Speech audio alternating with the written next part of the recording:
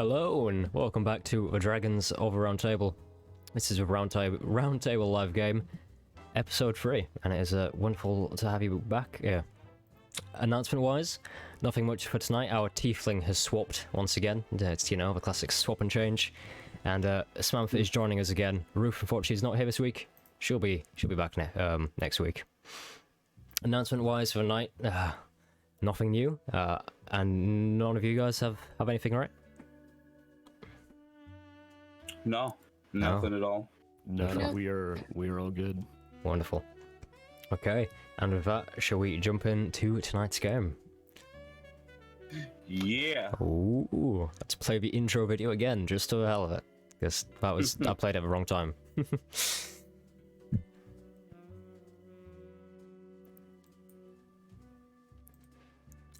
Okay. So.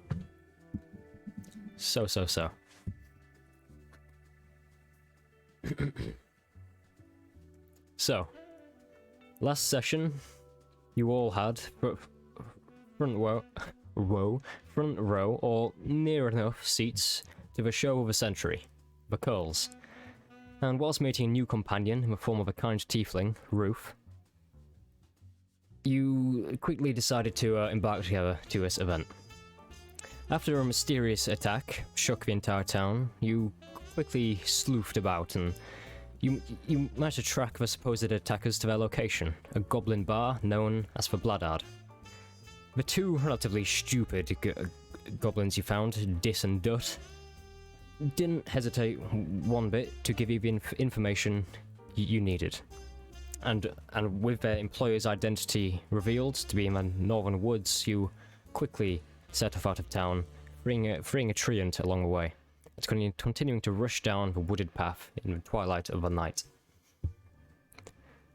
We begin as the path below you grows steeper, taking you into a wooded... it's quite weird. It's almost like it dips down into a hill, into a wooded valley of sorts. There's rocky faces, just steep like around the entire perimeter of this place. And you imagine it was a kind of valley that was carved out millions of years ago by a slow-moving glacier, or something like that. The night air is still around you, disturbed by the occasional owl call or wolf howl in the distance, the sound of your boots clattering against the loosely marked cross-country path. Deafening. You continue further, as a chilly wind begins to pick up, howling as it tears through the forest. You eventually come to a fork in the road, and Ruth decides to go one way and try and scout out that way, and the rest of you kind of head down this other fork deeper into the woods. You continue onwards longer, and eventually a glint, the faintest glint in kind of the edge of your eye just snaps on. And you turn and see a set of small, shimmering natural springs. They're kind of these multiple circular springs, which are all equidistant from a large circular spring. The water seems black in the darkness. It's currently about 11:30 at night, but a faint gurgling sound can be heard in the springs as they kind of the hot air bubbles up to the surface.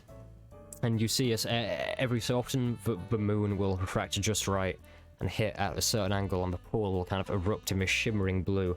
It's a marvelous Caribbean blue that just moves across the top of the springs.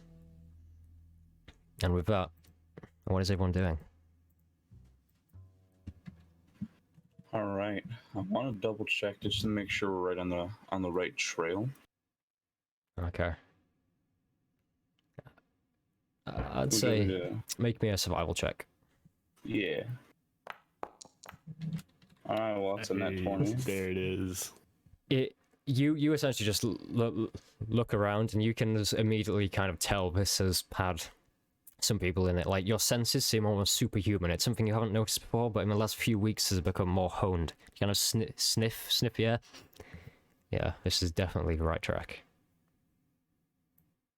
Nice. Alright. I want to reassure the group that this is definitely the right track. Boy, we're definitely on the right track. I draw my sword. Alright, suppose we get ready. I get ready for a good old fucking conflict. Make sure my bow is ready. Okay.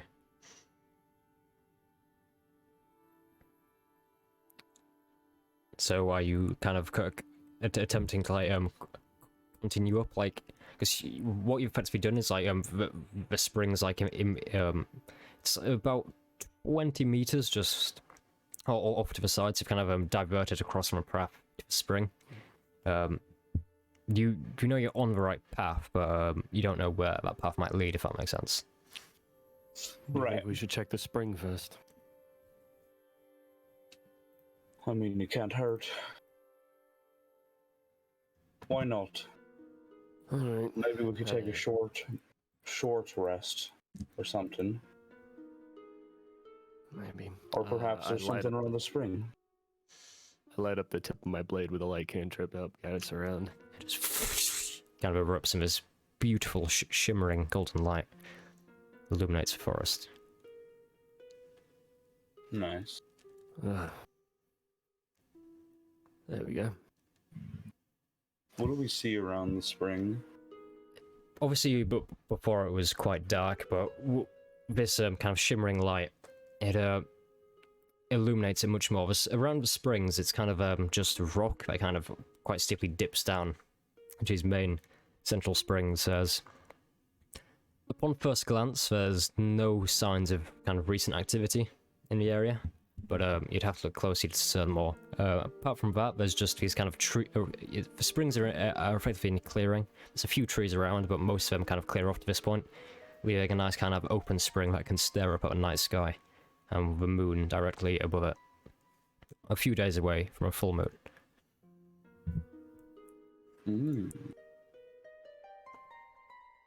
All right. And as you kind of look around the spring, you see again this kind of magical pulse just kind of emanates across the surface.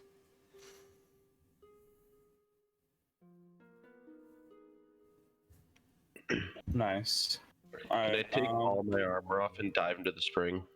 You're just gonna, okay. So just, you can unbuckle your armor and just dive into the spring. Yeah. How many hit points did you have? Were you fully healed?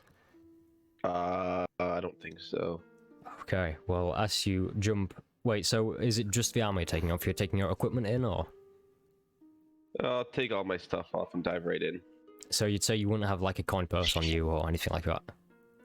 I mean, I guess I'll keep a coin purse on me if you know you're so adamant. If you're asking, DM. You know what? Better yet, I'll just keep all my stuff on and dive into the pool. Okay.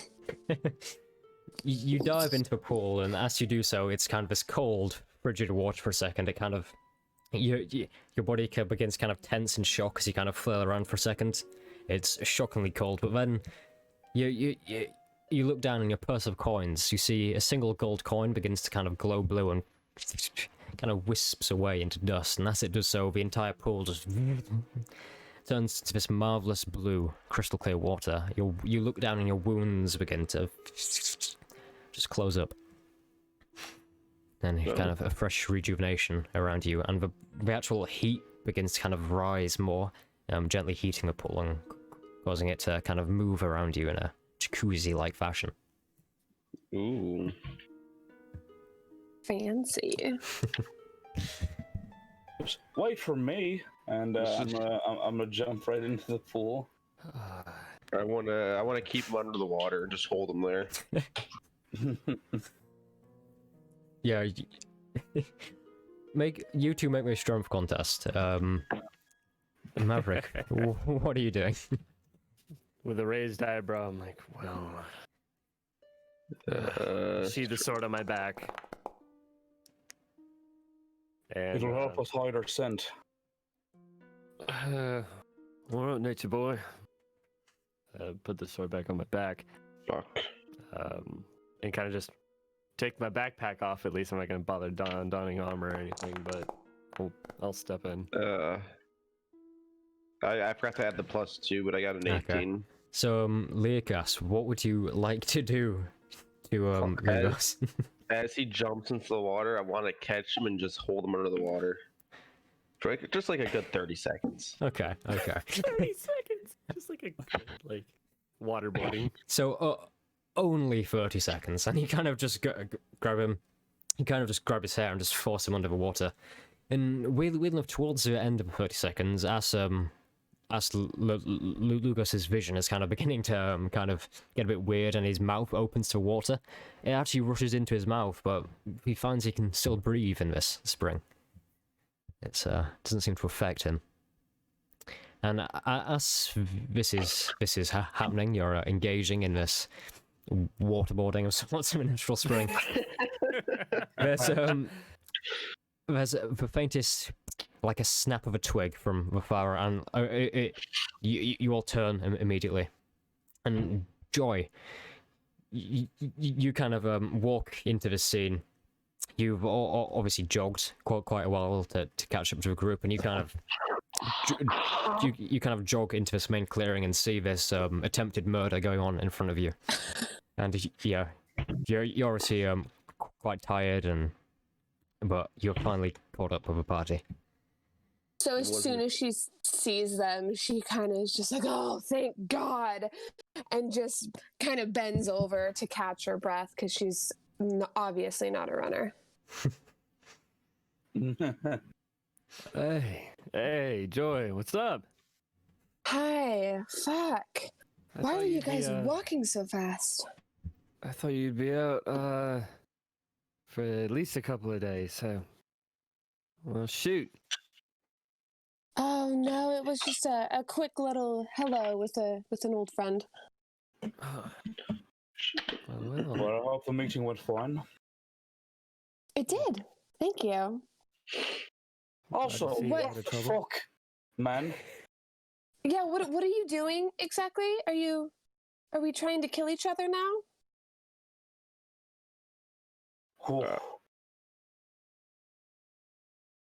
I think it was a little bit of fooling around, but you're lucky the fucking water is breathable, man. I'm Trying sorry. to kill me or something. If I was trying to kill you, I'd hold you under there longer. A good 30 seconds isn't deadly. I think. Jeez. Wait, you Okay, can. you Lucas just breathe gives in him that. like a weird side glance. He put me under, and the water felt like air, basically. Or I've been breathing water for years.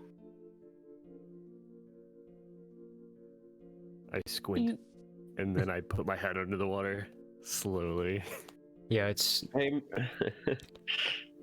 should I grab Maverick? I'm gonna grab Maverick and drag him in. You two make a strength contest to me.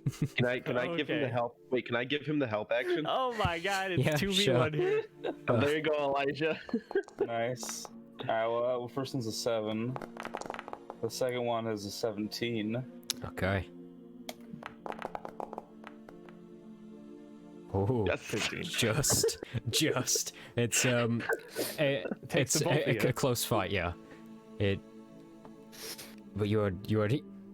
So what are you trying to do? And grab him by the head and pull him into the water. Oh God, by the head! Oh Jesus!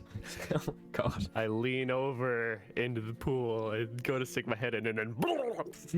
Yeah, it's just straight underwater, and it's quite weird. It's kind of this kind of warm, airy water. It's not kind of It feels weird to say water almost has like a texture to it sometimes. Sometimes it's like sharp and, you know. Mm-hmm. And it's quite warm, so it's very kind of silky, and you force under. And you kind of open your mouth, and it just feels like breathing air. It's quite weird. And again, do you have any equipment on you? Any gold? Yeah. The only thing I really sheathed was like my sword and shield Okay. because it was heavy. So once again, if you enter just a singular gold piece, just it turns blue and kind of shimmers off, and the pool goes again, and your wounds are healed. Oh wow. A whole whopping 2 HP. Nice of you to join us. Damn, what the... Welcome to the pool, The eighth Prissy boy. circle of hell was that about? Hey, you, Tiefling. Are you coming? Or do we have to go get you ourselves? Oh, no. You don't need to do that. So she'll just casually kind of walk over and put her feet in the water. Yeah. Okay. Just her feet. Just her feet. Oh no. Oh no. I look over at Lugos. I just shake my head no. I give him a suggestive look. Oh, no, please don't. I'm rather happy with just my feet in the water. Alright, that's fine. Well, in any case, it feels like this thing is curing my wounds. The bruises that I had from yesterday are clearing up. What happened exactly yesterday? I mean, I heard the commotion, but I still didn't quite understand what was going on. Oh, shit. The show. Attack. There was a murder right on stage. During intermission, when curtains closed, we were near the front row, like second row or something. Curtains closed for intermission, and when they opened, there was the halflings lying dead on stage, and then mass panic ensues, and we tracked down, through Lugos' investigation here, we tracked down that the murder weapon was of goblin origin, and went to a kind of an unsavory place of a tavern, if you want to call it. A lot of fucking goblins, basically. The Bloodlord. Yeah, it turns out, the murderer, well, he was just a hire-on, and that's what we're tracking right now. And it seems like all of these points, all these threads that we had before, nobles with these moorbounders and corruption and all that fun business. It's someone's using these people, these goblins. I think it's all related together. I think we're about to come to a point here. I should get out of this. I'll climb out.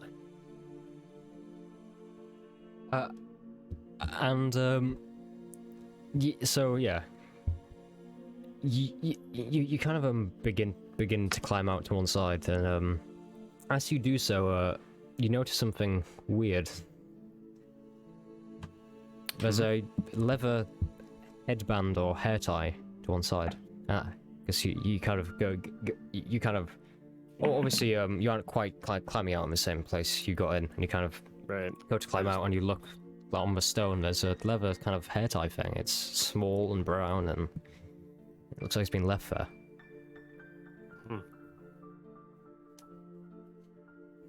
Is this anyone's? Leather headband, hair tie. Anyone drop this? I'll climb out and see what he's talking about. Oi, let me see it. I'll pick it up and hand it to Lugos. I'll like sniff it and like examine it. See how long it's been here for, maybe. Roll investigation. Sure. So since we're in the woods, it would seem my proficiency bonus is doubled. Okay. For, yeah, because it's my favorite terrain, so that'd actually be a +4. Well.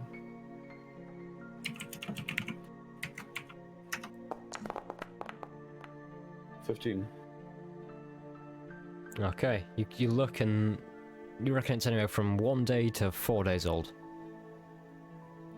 Did I pick up like anything notable about it?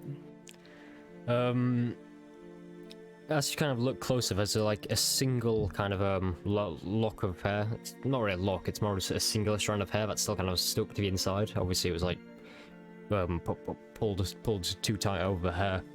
It ripped a single hair out, and you look, and it appears to be kind of silvery white, It's almost, you could say it's a titanium white.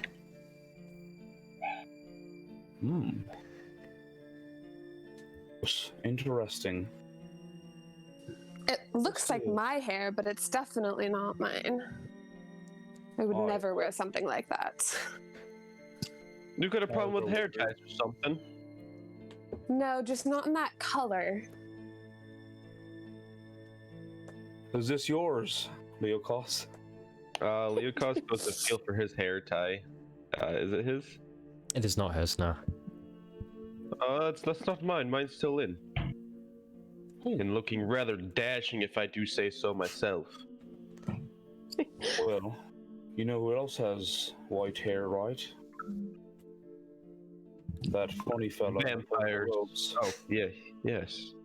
Well, also vampires, I suppose. The duality of man. Huh. Well, I think we're getting close. Aye. I think the person of interest we're looking for was very recently here. This is about 3 or 4 days old, actually. So I'm not sure how often he comes here, but he does come here. Oi, That will get rid of line that up light, with the will you? Moorbound attack. Right. Get rid of that light, will you? I think it Ah, might give away our position. alright, I'll wave it away. There's You can all see in the dark, right? Oh wait. yeah. Oh, shit. What are we gonna do for you? Pointing at Mikhail. We've been out here in the dark for a long time. My eyes kind of already adjusted. I'm fine. Alright. Well, if you need something, get like a torch, I suppose. But try to keep the flame moving. I'm good, actually. Alright. Well, feeling quite refreshed, actually. I think we should get to move on. Yeah, we should. I'll grab my sword and shield now. The Strap night that all is so back together. young.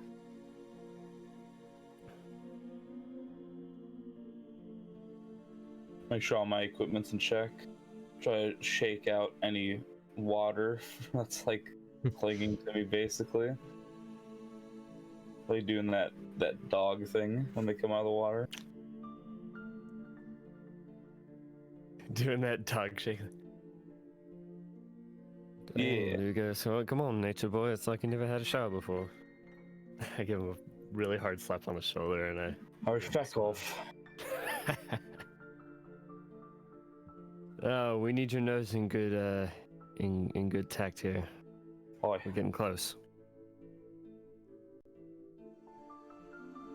Everyone fine then? Everyone ready to get a move on? The water will help cover up our scent.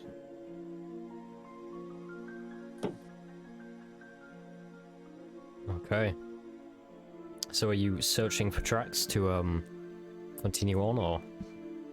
Yeah, just continuing down the like the same way towards where Trunk told us about.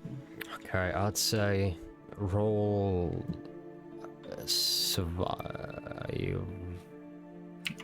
Survival. Okay. Yeah. Survival? Okay. As well for Nice. me.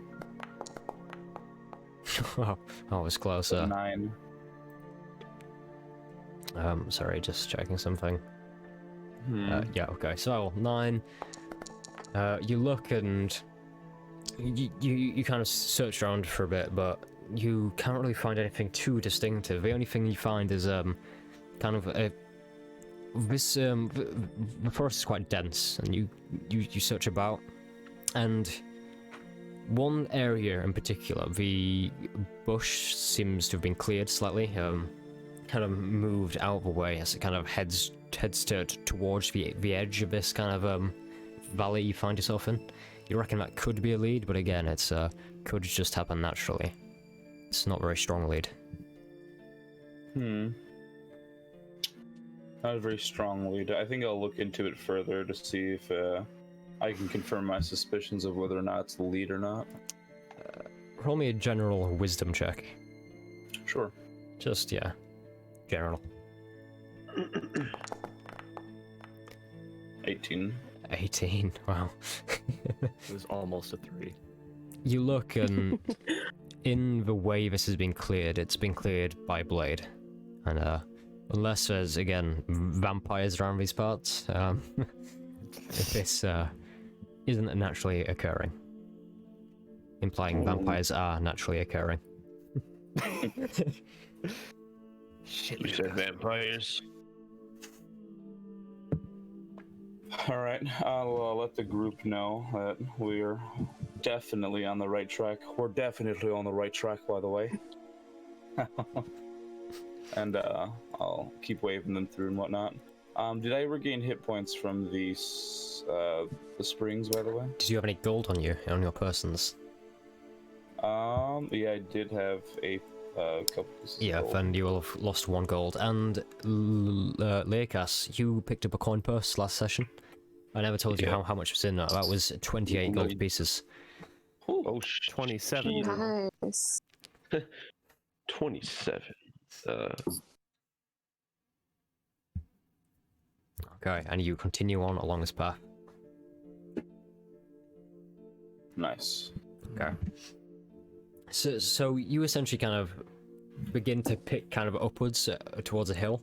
You eventually come towards these kind of almost stone cliff faces of sorts, and you see this kind of cleared path. Actually, there's evidence of like recent climbing on these cliffs. You see kind of finger holds carved in and footholds carved in, and obviously this makes it quite easy to climb, and you kind of just inch by inch climb your way up, and you eventually kind of come to this rocky ledge and then begin to walk across it, and there's a few kind of winding bits of a bit more climbing. And after about 10 minutes of this, you kind of you almost weave your way upwards, kind of out of this initial valley. And by the time you stopped, you're at an altitude kind of equal to the trees. Which obviously these trees are huge. They're effectively pines in the form of a redwood, is how I think I described it. So they're very tall, and you kind of weave your way up to the top of them. And you slowly kind of push your way across like these rocky faces. There's about another 30 feet of cliff above you, and you're kind of 3/4 of the way up as you push along. And Definitely. Sorry, go on. As you kind of push along, the path kind of gets rockier and rockier, and you're essentially pushed against like a rock face on a small ledge of like this 100-foot drop to the left of you. And you kind of slowly go across till you come out on a rocky overlook of sorts. It's kind of juts out above the whole valley area by about 15 feet. It's a beautiful rocky overlook. You kind of come out here, and you can overlook the entire thing, but as your vision turns, you see recent signs of activity here. There's the main thing you see is a hitching post. The hitching post is effectively just hammered into this rock. There's some leads on it. It's a sturdy thing, and next to it there's bales of hay, which look upon first glance to be fresh. Ooh. Yeah, and as you Definitely reach, looks like the area that Thistletrunk kind of described to us. yeah, and as you reach the top, the rain begins to pour down, and a thick fog rolls in over the entire place. That's gonna actually make your visibility halved. So how would that work out for me since I have superior? Would it just go down back to normal It dark would- vision, which is yeah, 60 that is, feet? yeah, that is correct. Okay. Okay, so I think that map works. You see there's the ledge a bit here, kind of a cliff, and you kind of come out onto this rocky overlook area. There's the hay bales and the harness, which again, it's quite a sturdy thing. Looks like it could harness some quite big animals, but no kind of signs or activity of life apart from this. What is everyone doing? All right, we're definitely getting close. I think I'm gonna get low to the ground. Okay, so we're going for stealth. Yeah. Okay. Damn, I have a really high stealth for Lugos. It's kind of crazy. So that would bump it up to a +7 then.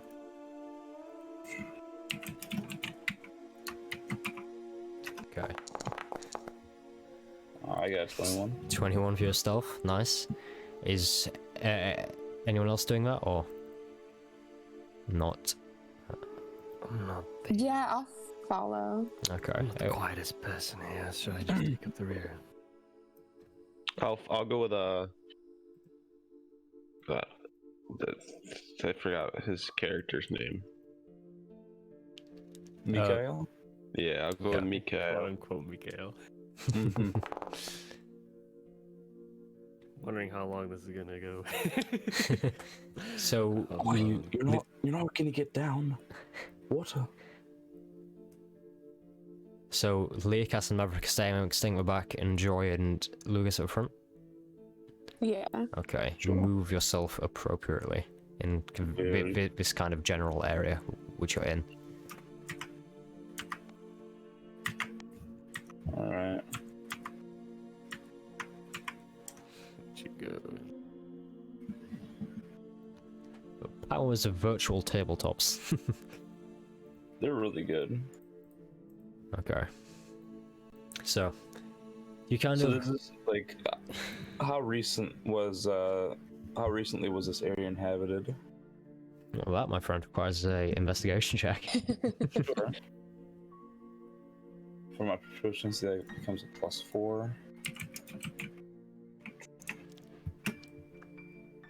Alright.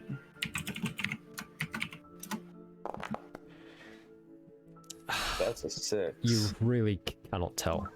You reckon anywhere from it currently inhabited to it's deserted. Okay. You kind of ebb ever so slightly more towards the recently inhabited because of the hay, which looks quite fresh, if not damp in the rain. Okay. Gotcha.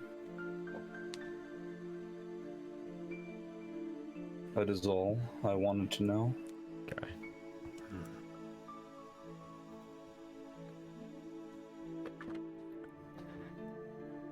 Is that all everyone is doing? Are you just slowly moving onwards? Do I notice any footprints or any signs of these animals? Roll survival for me.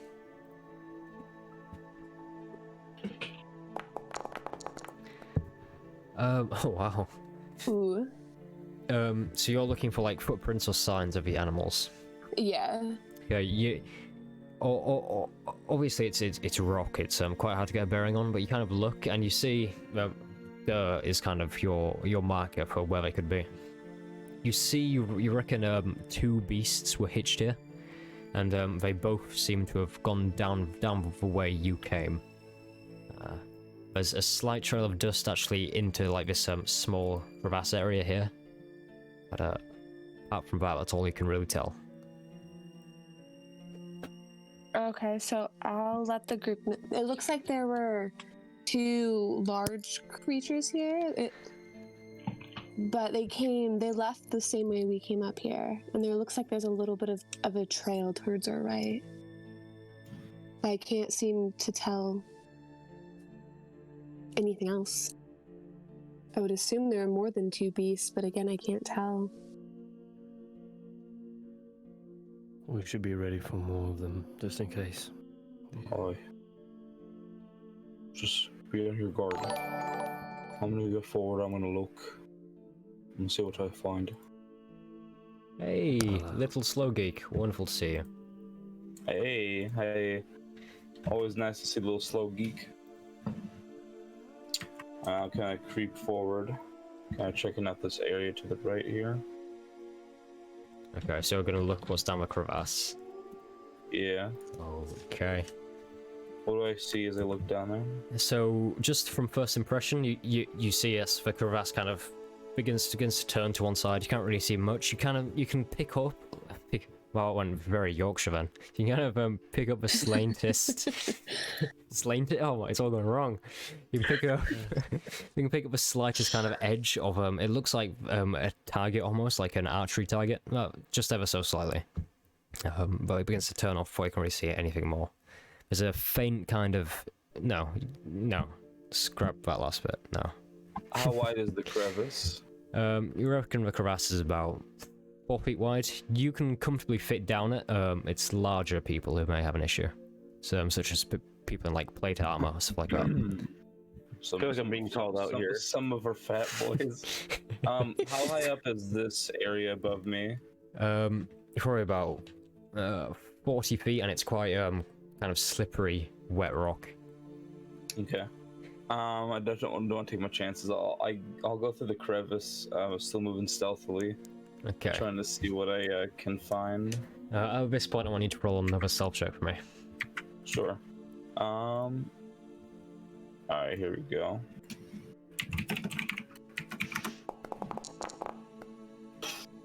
It's a 9, man. Okay. You kind of head further along this. Wait, so how far are you moving? Yeah, I'd say move however far you want, and I'll tell you what you see. All right. Sure. I'll move about. I just want to like get like a glimpse. Okay. I'll get like to right here. Okay. So you kind of move around and you kind of slowly peek your head around the corner.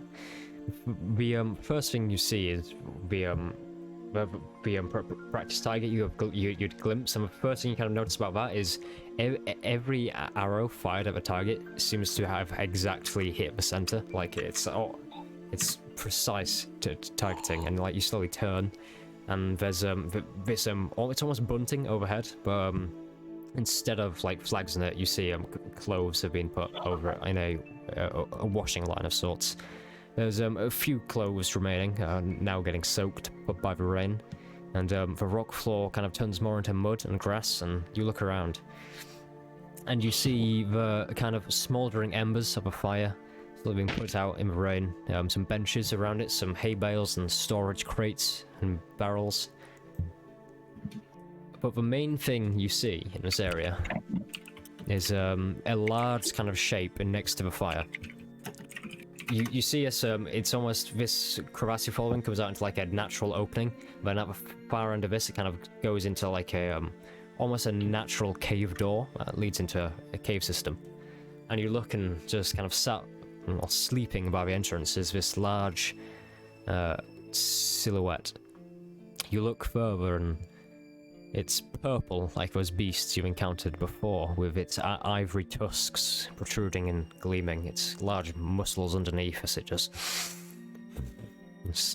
lets out these heavy breaths. But the thing you notice about this beast is it's much larger than those you faced before. It has the same distinctive brand on its neck, but its claws are sharper, and on its back, where the others were smooth and able to easily be used as mounts, you see this one has these almost like porcupine-esque bristles down its back, much sharper and deadlier than a porcupine's would be. And it slowly just slumbers next to the fire, and these faint embers kind of burning next to it, keeping it warm. Alright. I want to note in Lugos's head how remarkable the archery is while I'm coming through. He's fanboying over the archery. Pretty impressive. And I want to super stealthily back the fuck up, as they would put it, and get out of there. Roll stealth again for me. Sure. Oh boy. Please don't fail me I now. will say, that is the beast. Oh god. Oh, that was close, that was close. 16. Okay, you kind of slowly back away and you think you make no noise whatsoever. Alright. Exit out.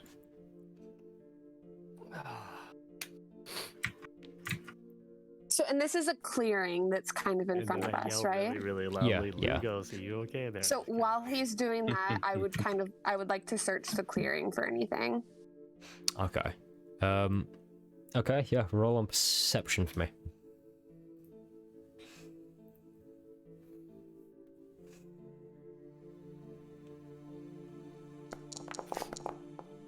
No.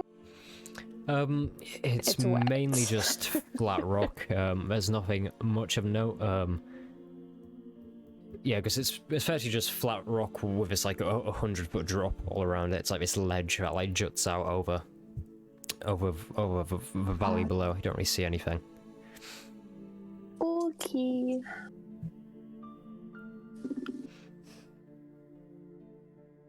Alright, I'm gonna come back. And, I'm gonna, like, throw my arms, like, wide, like, there's a really big fucking beast. I draw my sword.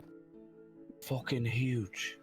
I think it might be the Moorbounder Alpha or something. It might be his personal guard dog or something, but this is definitely the fucking place. Or we're close. Someone's fucking living in this cave. Oi, let's get the jump on him.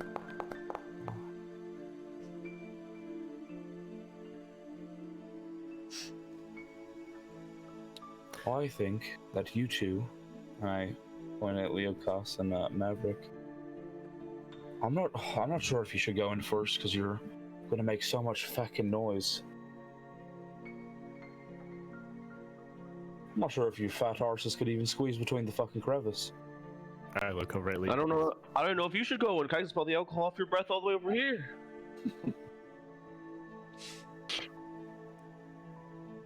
Oh, Should we try and like a lead the beast out here? I don't think it'll fit. Oh. That crevasse looked pretty narrow. Alright, Nature Boy, you lead the way. Like a pig's arse. I'll get in there. I'll try to get into some sort of position, maybe. And then you fucking chunky fellows coming after me. Alright. Alright, I go back and man, I really want to climb the rocks, man. You can try. You can certainly try. It's 40 feet slippery. I think Let's see. it's about 40 feet here. Oh, At its I know lowest what I here, can it's do. about 30 feet. I could cast jump on myself. The jump distance is tripled if I do that. What's your high jump normally? I always forget how you calculate that stuff. I think it's your strength Yeah. score. Yes, strength It's the score. number of feet equal to 3 plus your strength modifier. So that would be 5. So you'd have a high jump of 15 Jump feet. with the jump spell. Yeah, so it'd be 15 feet. It wouldn't get me quite there. How high is this rock right here? That's about 20 feet. If you climb to a very top, like the tip.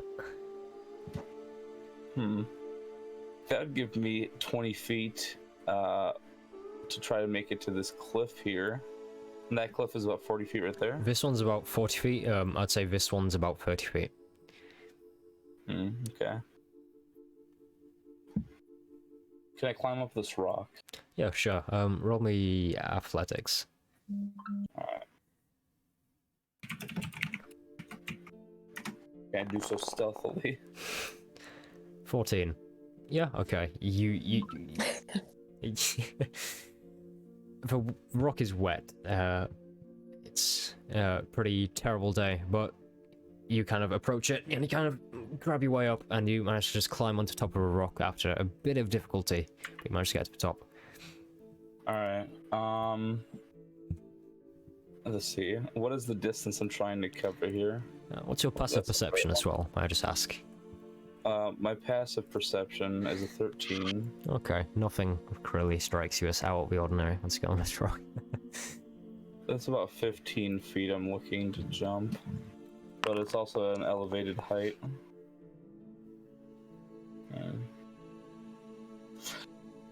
You know what?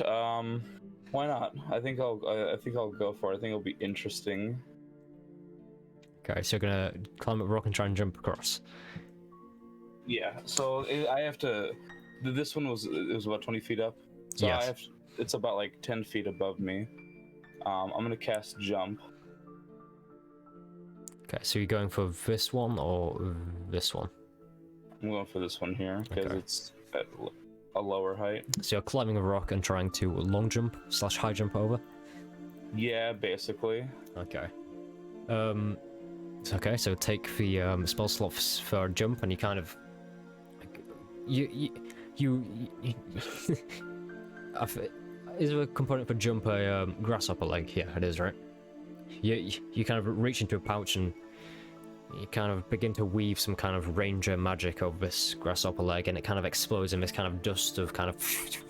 And it kind of surrounds you, and it kind of... Your legs begin to like feel stronger. And what... So your high jump of that is 15 feet, right? Yes. Okay, you're already at 20. How high? I said this one was 30 feet, right? Yeah.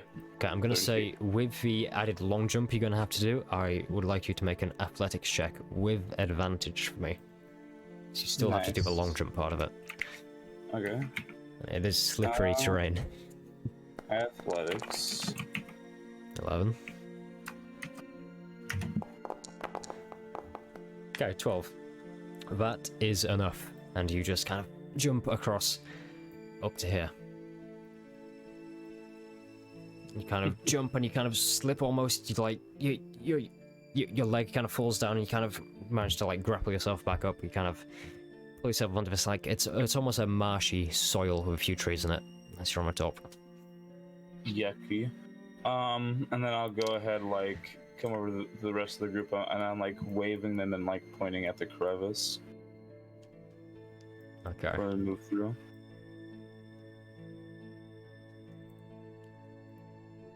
All right. I guess this is the part where I roll stealth at a disadvantage. Joy's gonna try and get ahead of the noisy boys first. Okay. Roll stealth for me. Ooh, that's not good. Can I throw a rope down for Joy? You can Get if her you up want. here if you want. Yes. Ooh. Yeah. I'll like unravel my rope and I'll toss it down to Joy to see if she wants to come up here. And are you securing that like around your waist or something, or? I'll have it like wrapped around my arms. I think I'll be fine. Okay. I might regret that decision now, but we'll see. Yeah, Joy's gonna reach for the rope. Okay. Lucas, I need you to make a athletics check for me to see if you can not fall over on this slippy rock whilst doing this. Alright. Okay. Oh wait, oops. 13. That is enough, and yeah, Joy, you can climb up to the top as well. She nods at you and thanks. I do an eyebrow raise and you're welcome, I guess.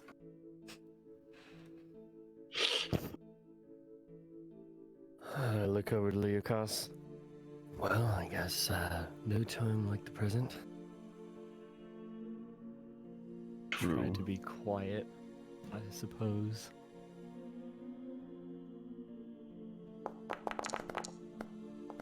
Well, Uh-oh. I have to roll a disadvantage because I'm wearing chains. So I gotta roll again. Okay. And Ooh, could have been only even one worse. 6. It could have been worse. I think Leocas is also at disadvantage. Yes, yeah. sir. So stealth check. Yes, please. And are you two moving completely through the crevasse? As in, all the way to here? Yeah, I wanted to take the path that Lugos first took and Okay. started to wave us through.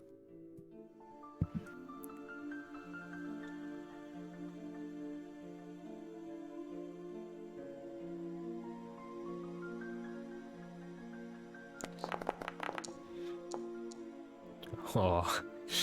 Yeah. Do it again. Oh no. He's gonna do disadvantage. Could still be good. Could still be good. It could still be fine. Let's go, Leokos. He's super sneaky. Oh, 13. Oh, that was almost a straight Okay. 4. It's not that scared me. Okay, so Leocas and Maverick begin to move through this kind of heavy, kind of clanking sounds. Kind of move through in their like full armor. And what's even worse is like the crevasse for you is quite tight with his armor, and it begins to kind of scrape slightly. Like, as you kind of move through, there's some like there's like scratches on your armor. It's like you force your way through, and you kind of come out into the original place where Lugos was. There, and I'll Leocas will move you as well. Thank you. So you move out to about there. And you kind of round the corner, and as you do so, obviously you see the same things. You see the fire benches, the barrels and the crates, and like the washing lines above you. And you look down and you have a direct view straight into the kind of inner cave system, which appears to be a bed and a table, and you look further and realize the beast isn't there. Hey, Lugos, where's the beast at? Are you just lying? My eyes like drop. I'm like, fuck. It probably heard you. You fat fucks. He probably smelled you. Oh god. Well, he could be anywhere now. Joy, what's your passive perception? Where he is. Because I've got Leocas's passive perception, I just need Joy's. Oh, you need mine, you said? Sorry, I meant Lugos's. Lugos's and Joy's passive perceptions. 13. 13. 10. Okay. So as you're having this conversation, Joy, you kind of look down, frantically searching for the beast, and you feel a warm breath on the back of your neck. You hear it. Uh-oh. And you see this huge, shadowy head kind of come next to your shoulder. This large orange eye kind of just blinks next to your head. It's gonna bite you in the shoulder. I found it! I found it! Ow, it hurt. So that is Let's there. see. Oh, Jump last 1 minute. Would you say it's been less than a minute right now? Yeah. I want, as Lugos, this cliff here is only about 10 feet higher. Can I jump across the small crevice? You can. And Joy, Hey. that's a 16 to hit. oh yes. That's a hit, Hey, okay. Mr. DM. Yeah? I have a question. Sure. So, you know I can teleport, right? Yes. Say I grab somebody. Can they come with me? Unfortunately not. Oh, okay. So that is... Okay, as it bites into you, you kind of turn, there's this breath on the back of your neck, and it kind of clamps down on you. And that is going to do 2d6 plus 4 of damage, which is 14 hit points of damage. What? This blood kind of begins to seep down as you all hear this kind of horrifying crunch, and your shoulder just... I want everyone to roll initiative for me. Alright. Will you be across the cliff? By the way? I'll put you all in a combat encounter, so you can do it.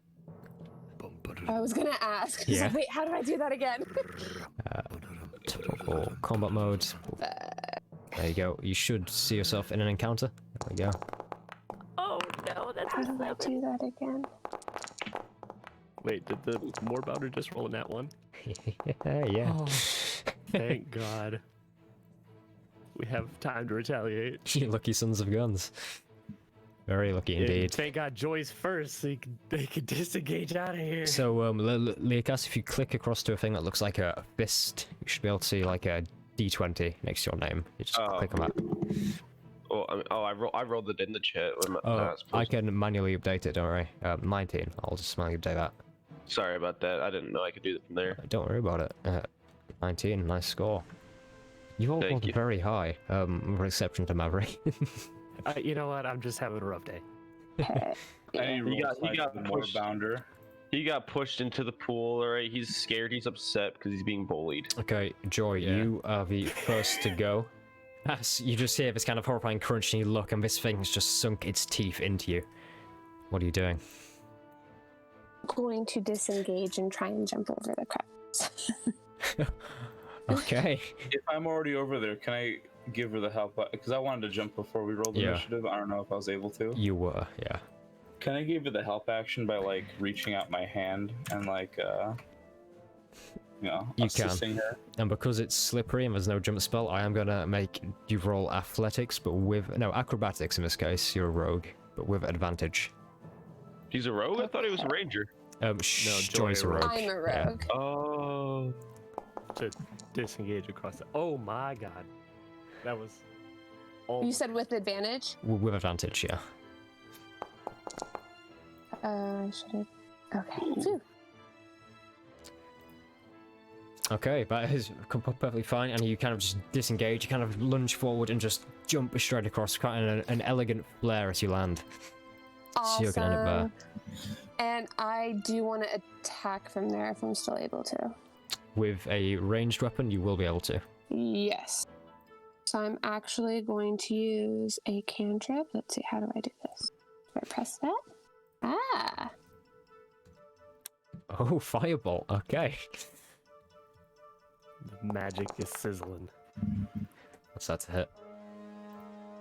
Hey. 16. That is a hit, roll damage for me. 6 fire damage. Okay, so you immediately just jump over this cliff, you turn around and kind of wield this fire in your hand, your eyes kind of begin to glow this infernal energy, and you blast Oh yeah, with fire. she's fucking pissed. Yeah, you see as it hits it like square and like inside of his head, and just it kind of turns his head, seemingly unfazed by the damage. That's not a good That's sign. fine. Lugos, it's your turn. All right. Yeah, I'm probably going to let loose and fire an arrow like real fast as soon as I like help Joy out. Okay, So yeah, I'm gonna shoot. roll to hit. Absolutely. Give me a second here. All right.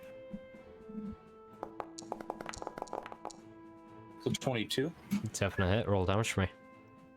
Yeah. On top of that, I want to cast Hail of Thorns. Let me see here. The spell creates a rain of thorns that sprout from your ranged weapon or ammunition. The attack of each creature within 5 feet. It has to make a dex saving throw, or it takes 1d10 piercing on a failed save, or half as much on a successful one. You have to beat out a DC of 11. Okay. And it's a save, right? Did you pass the save? Yeah, it's a save. Save. It's a dex save. Dex save, so this is gonna be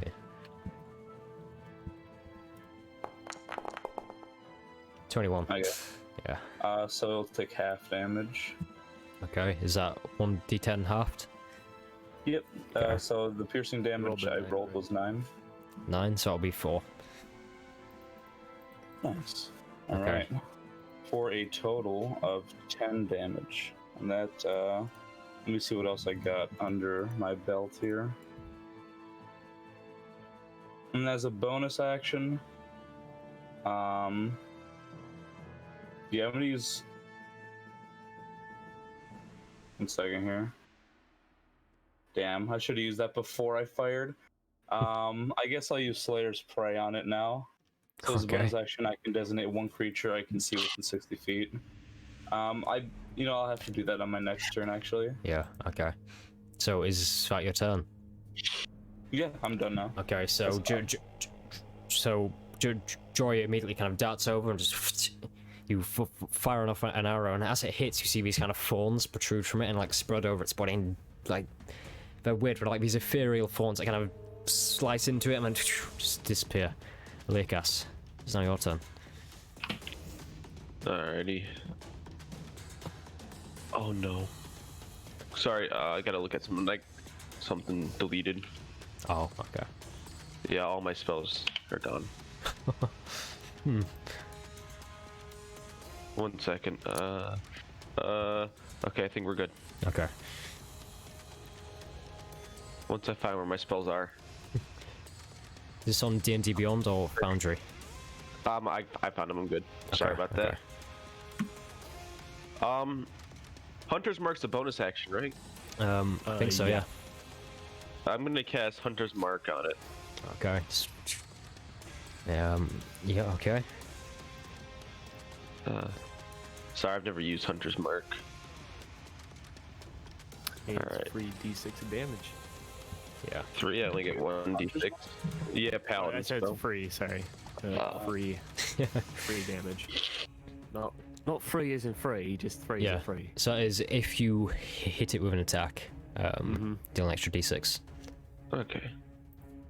I'm not engaged with it, so,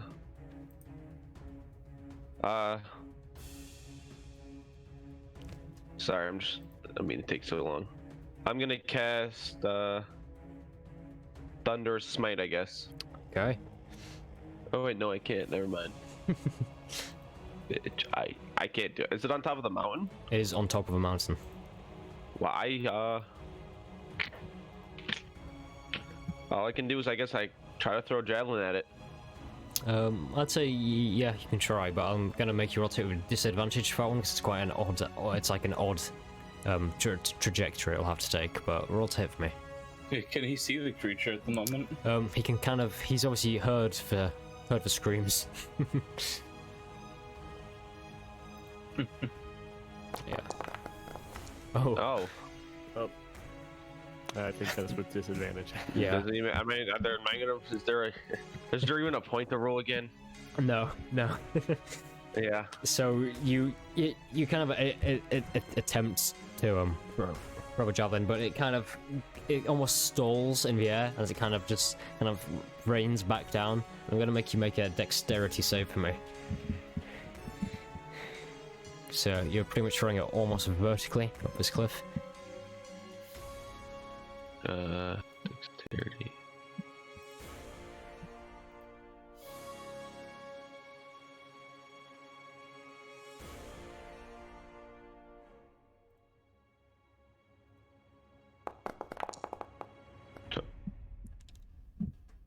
Okay. Oh, but the javelin kind of moves into the sky and kind of stalls down, and as it does so, you kind of dodge out of the way, but it just hits your armor ever so slightly and just gets into like the corner of like one of the joints and nicks you ever so slightly, and just 2 hit points of piercing damage. Okay. Is that your turn? Yep. Okay, Maverick. Holy shit, where the hell's Joy? I can't move through the accursed space, can I? You can, yeah. Okay. Oh, never mind. I take a step back. Can I see Joy from here? Or is she too high elevated? I'd say too high. All right.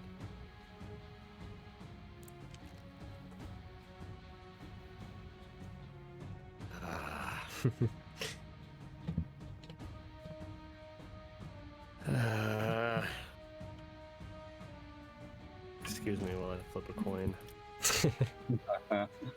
I think you can roll a d2. Oh, alright, yeah, you did. Come on. Alright.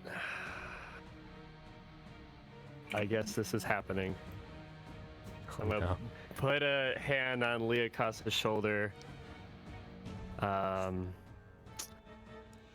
I'll just say, well, I guess I can't keep this for long, can I? As an action, I am going to get mad. Go crazy. I'm gonna release my Azamar's Radiant Soul, and I'm gonna take flight. Okay.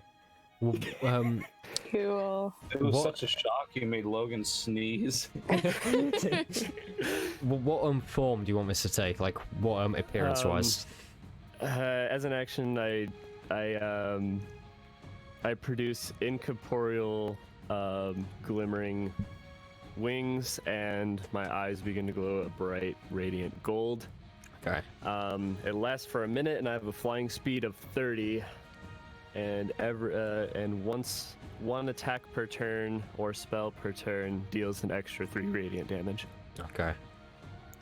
So, seeing all this happen around you and being completely helpless to stop it, you channel this inner energy. Your eyes begin to kind of pulse this golden radiant energy, and wings from your back just these kind of the wings of pure energy almost, they can interact with the space around you as they begin to, and you kind of, this dust is kicked up around you. Leokas, you kind of turn out to take a step back to not get slapped in the face by these like new wings that have extended from behind Maverick's back as he lifts himself into the sky. You can make it to here. Up. Yeah. And I'm going to action surge. Okay. And I'm gonna hit it with a guiding bolt. Okay. Yeah, this is what happens when I pull out the stops, boys. All right, here we go. Roll to hit for me. +5 to hit.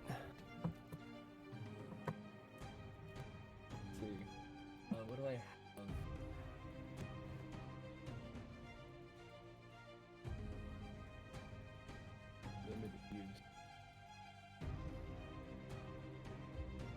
Features and traits. I think it's. No, I don't think I get that later. But okay. No! Of all the things! I wasted a guiding bolt. That's unfortunate. Is that your turn? Well, as a bonus action, I'm going to use the last d6 of my healing light to heal Joy if she's within 30 feet of me. She is. Right. Roll the d6 for me. Thank you. 3 points of health. Okay. Awesome. So, you all look as Maverick just proceeds to kind of rise from the depths of these kind of angelic wings, and he lands on the edge of this thing, just staring at the beast. The beast kind of turns shocked, almost, as it looks like Jesus just appearing from the depths, coming up and facing off. And it kind of turns and stares. And yeah, it kind of, as it turns, you begin to like generate this energy in your hands, and whoosh, it kind of fires. And as it does so, it kind of just bounds towards you and just kind of almost slides out of the way. He's fixed on you and is looking very angry. That's right. We got a pocket, Jesus. That's right. It is now a turn of a Moorbounder. It's just me whose Foundry's going pretty weird. No? Weird as in the initiative tracker flickering? Yeah. No, I see it. Yeah. I was like, what is going on there? Yeah. It's just me. Oh, I see that, yeah. There we go. So, it's weird. Okay, there's now a turn of a bristled Moorbounder, and it just turns and looks straight at Maverick. Its kind of mouth opens, and you see these large fangs. It's kind of ivory tusks kind of protruding around it, and its large kind of sloppy tongue just kind of draws out to one side. It's like it's a very dog-like appearance. Its tongue kind of drops out and kind of goes from side to side, and it just like begins to bound towards you. And it's going to go over here, and it's going to make 2 attacks against you. Oh. Okay. The first one is a 11 to hit. No. The second one is a that is a 16 to hit. 18 AC. Oh. Okay. My shield and sword are at the ready. And it just rushes forward, and you essentially look pretty awesome as you stand your ground. These wings out behind you. You bring your shield up and just begin to kind of fight it off. Its claws come round and kind of trying to slice you, and it attempts to attack you. It kind of almost pounces down, like rushes against you, so it's like bristles are like slicing against your skin, but you kind of bring your shield up and you look as your shield is almost like sliced. There's multiple like knife-like blades just piercing over it. And as a bonus action, it's going to disengage from you and take a jump. And you see it almost like it almost like coils up like a spring. It looks straight over at Lugos and Joy, and just it pounces up into the sky, probably about 30 feet high vertically, and that will make it land here as it lands behind you. This kind of it sinks into the ground a few inches. Joy, it's now your turn.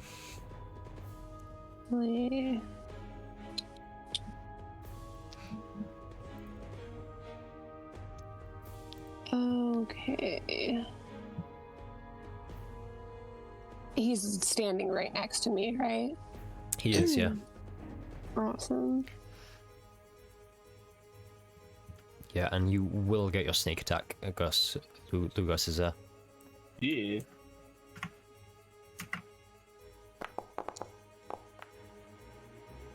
Does that hit? That is a hit. Oh, shoot. You sounded so concerned with I that. know. Oh, cool. Nice. 18 damage. Nice. That's solid. Is that your turn? Yes. Okay, so it lands behind you, and it's just an immediate kind of stab it right in the leg as it turns towards you. This kind of blood begins to pull down its arms. It kind of shrieks back, looking very, very hurt. It definitely wasn't expecting that as soon as it lands. And now it's Lugos' turn, right next to him. Alright. Now I'm going to use Slayer's Prey. As a bonus action, I can designate one creature I can see within 60 feet. The first time each turn that you hit the target with weapon attack, it takes an extra 1d6 damage. So, nice. It says I benefit from this until I finish a short or long rest, or if I designate a different creature. So, Okay. awesome. Alright. I focus in real hard, making sure that I strike the creature where it would hurt the most, and I'm going to strike him with a short sword.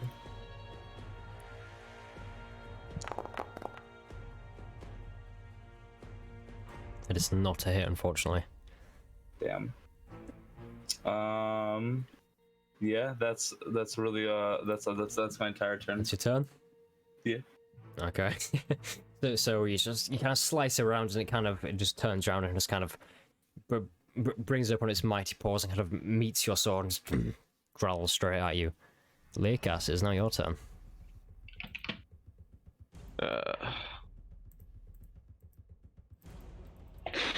I can't even see it, can I? You cannot see it, but you saw it jump over.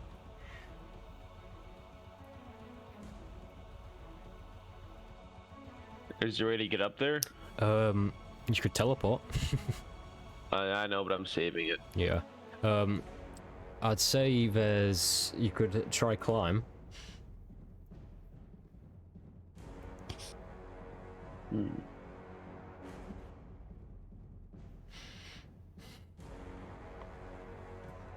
Alright, I guess I'll climb up there. Okay, roll athletics for me.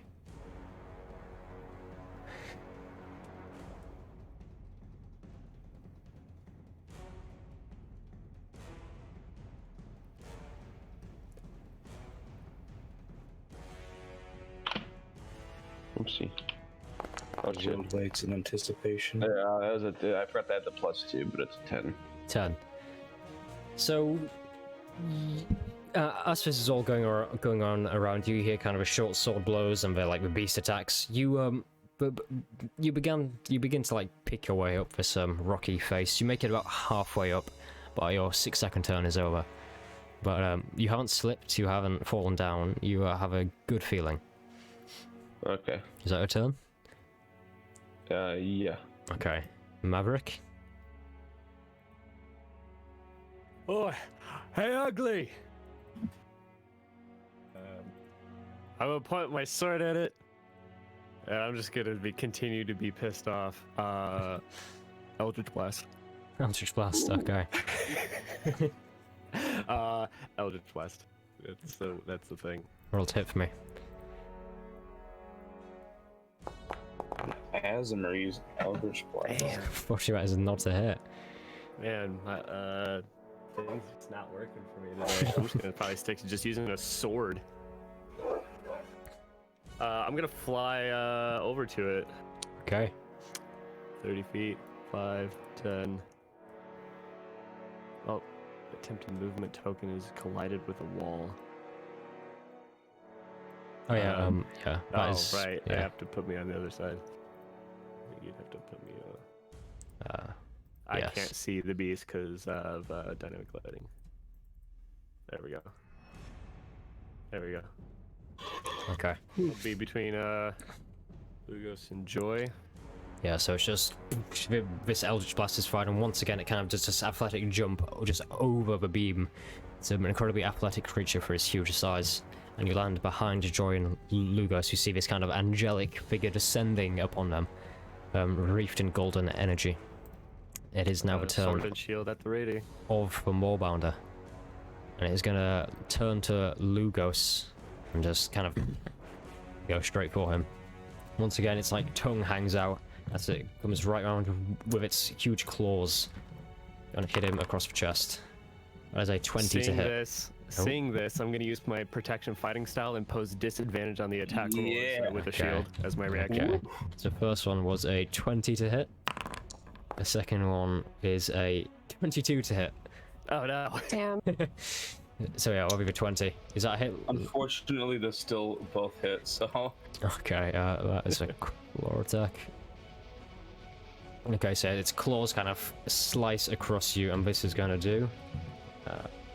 does take a long time to roll.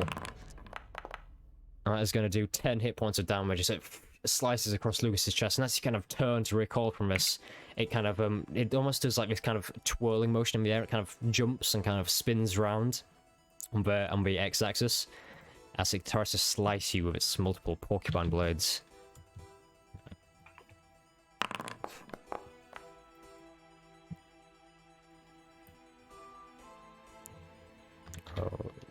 Okay, that is a... Right, does the roll still get disadvantage or not? I think it's just for one. It's Just just one? one attack. Okay, well that is a 12 to hit for the second one.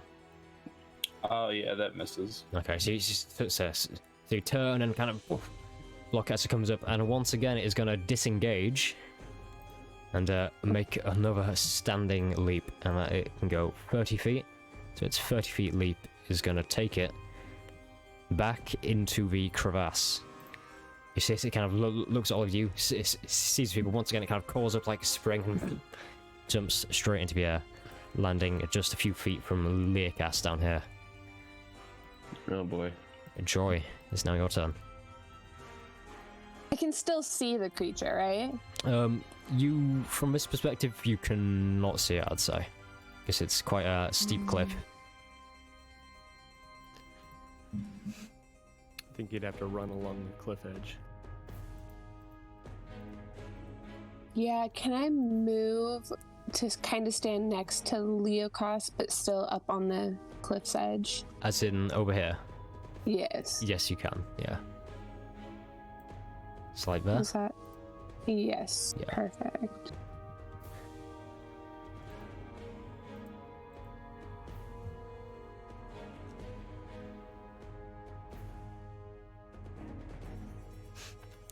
Come on. Oh. 8 to hit. You kind of...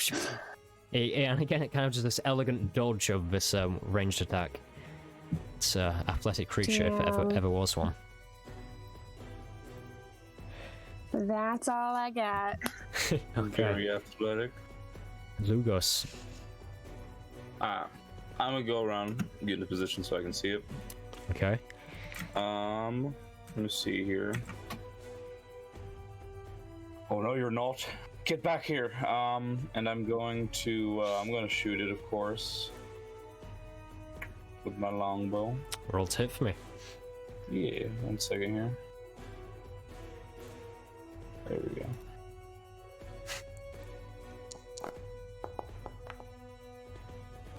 Nice. Okay. I'm also going to cast Hail of Thorns. Okay. Dex. Let me roll the 1d6 for the Slayer's Prey. That's 10. And then it has to pass a Dex save of 11.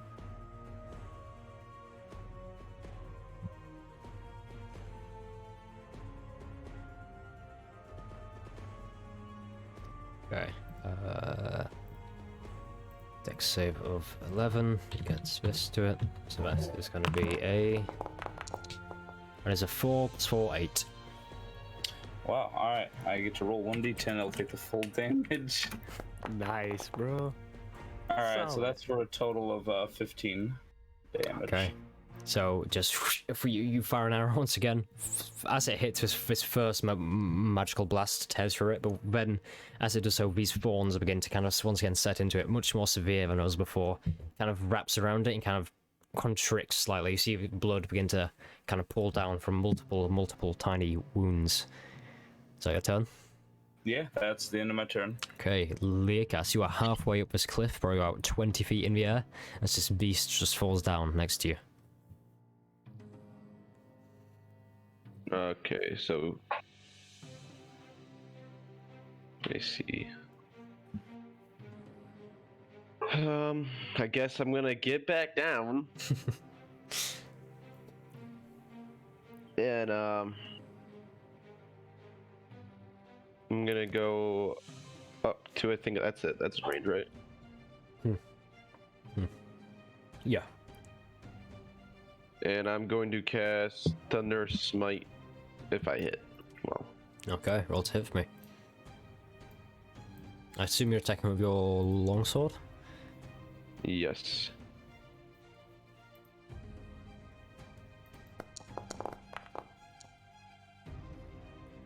12. That is not a hit, unfortunately. Cool. It's been all over the place today.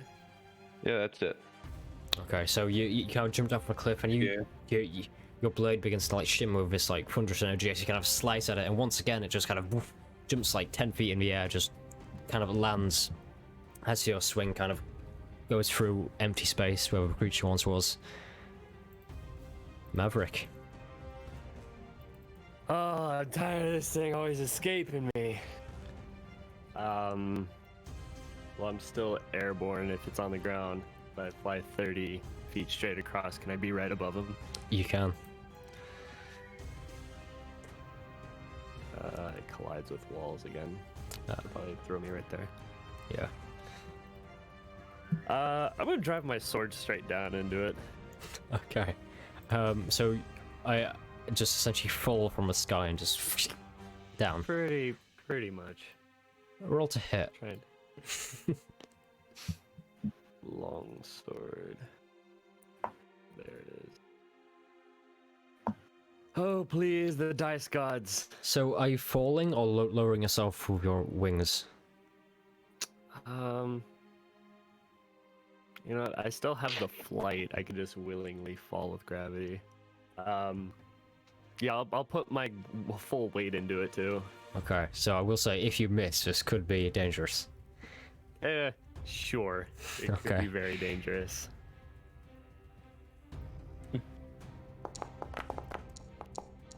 Super dangerous. I hate this so much.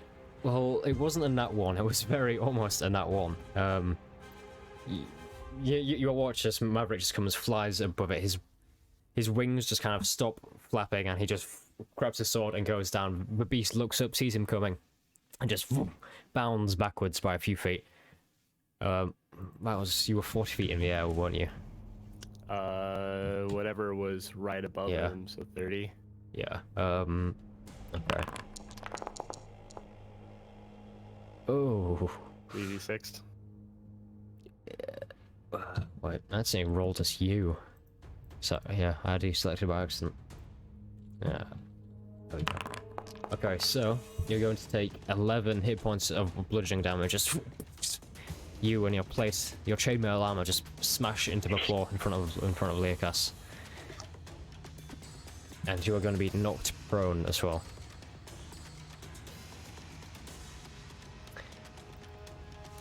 Is that your turn?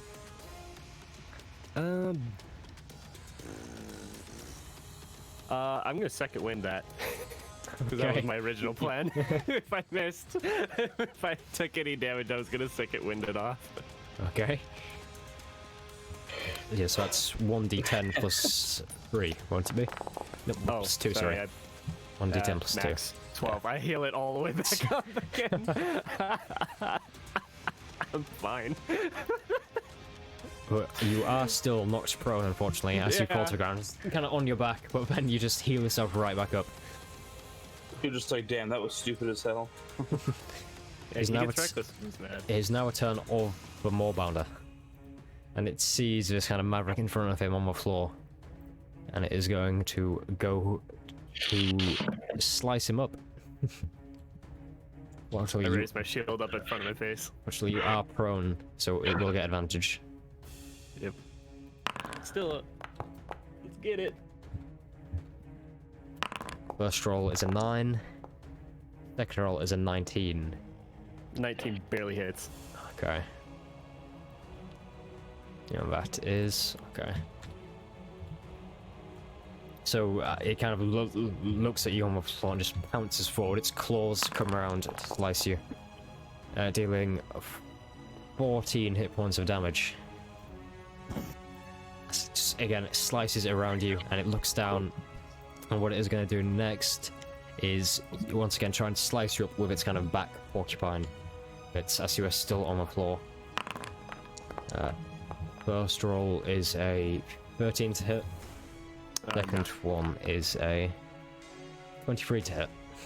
Okay, yeah, that's that one will do it. Advantage is a powerful tool. Oh yeah.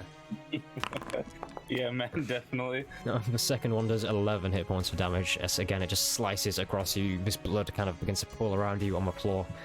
And then as a bonus action, it's going to disengage and move back to its kind of original spot. You see as it kind of moves back in a very defensive position. It almost like blocks the doorway behind it. Kind of moves into almost a pounce position as it moves its head like very low to the ground and arches its back. It's kind of gesturing at you to not come any further, and it doesn't want to kind of continue the violence, if that makes sense. It's badly hurt itself. Joy, it's your turn.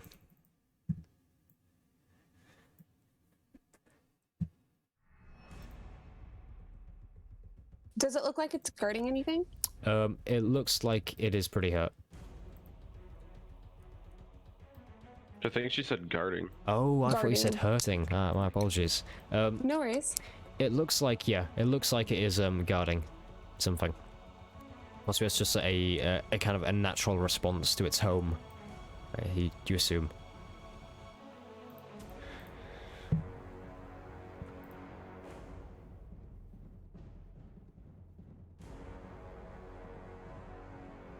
So she is not gonna move. We're just gonna cast Firebolt again. Okay, roll to hit for me. There it is. Max damage. That's awesome. Very nice. So, it's it's taken a decent amount of time, but eventually all the pieces line up perfectly and just send a perfect firebolt straight across down into this crevasse. And you see it kind of looks upwards at you, and this fire just hits its face. It kind of encompasses around its neck. You see its like skin begins to burn ever so slightly, and it lets out a horrifying kind of shriek as its large kind of orange eyes kind of blink rapidly. Is that your turn?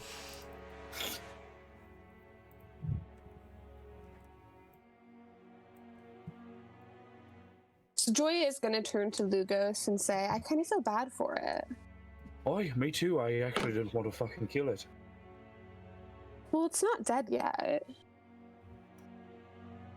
I mean, moorbounders can be trained by people to be tame animals. I wonder if we could adopt it, maybe. I surely don't want to kill it if we don't have to. It's a magnificent beast. It's not its fault that it's been trained to protect its area. Exactly. Do we see any marks on it similar to the other creatures we fought? Yeah. Oh, it Yeah, has it has the exactly the same same. Yeah, exactly the same brand on Okay. its shoulder.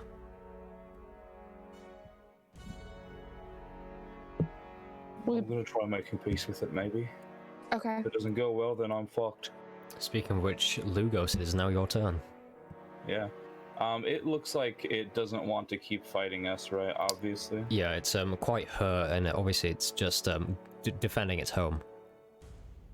Now that it's in a weakened state, I want to.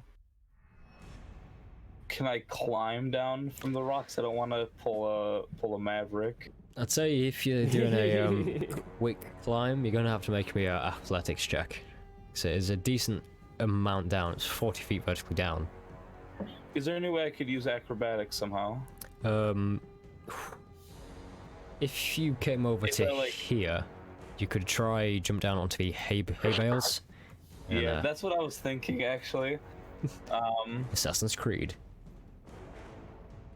I suppose I'll jump down into the hay bales. Okay. Do you want me to roll anything if I jump down there or no? Yeah, roll acrobatics for me. Okay. I'll get like right here. Like right here. 1 second.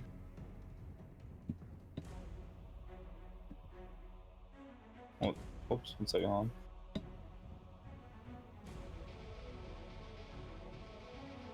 Okay.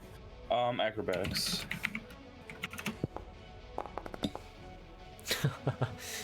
Nice. Okay. So, as you jump, you hear like an eagle squawk in the distance, and it is a perfectly executed Assassin's Creed style leap of faith as you just your arms outstretch and you do a flip as you just land in the stack of hay. Just Oh, that was my best attempt at an eagle screech. All right, dope. And I want to try to like calm the beast down and like not hurt it at the moment. roll animal handling for me. Yeah, this is where everything goes sour. Let me see here. Animal handling. All right. Whoa, that's Oh a nat my 20. god. No way. Don't worry, Lugos. I'm taking every single dice roll less than 10 today. I never rolled anything higher than a 10 all day. It's fucking great. Two nat 20s in a row. Okay. So you what are you trying to do here?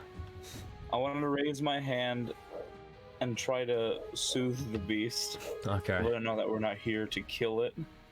And I put my bow down. Want to like reach out my hands Okay, so to like pet its head basically. If I can. your hand kind of begins to outstretch as you walk towards it, and it kind of looks at you, and it kind of bows its head down, kind of low as it looks at you. It's the nose begins to almost like scrunch like a wolf, and it kind of looks at you and kind of bows its head and takes a step back, but you kind of go close still and you kind of rest your hand on its nose, and it just kind of it kind of just freezes in place. It doesn't attack, it doesn't defend itself, it just kind of stops, and it's like very heavy, almost like raspy nose breathing continues. It's like I'd relate the kind of a nose to a horse. If you've ever put your hand on like a horse's like nose area, where you can feel the breath just kind of. Yeah, I gotcha. It's obviously a powerful creature. As you're gonna put your hand on it, it seems to soothe it slightly. You see its eyes kind of relax and get somewhat gentler as this blood continues to pour down from its wounds. With that, I want to look to the rest of the group. Leokas, it's your turn.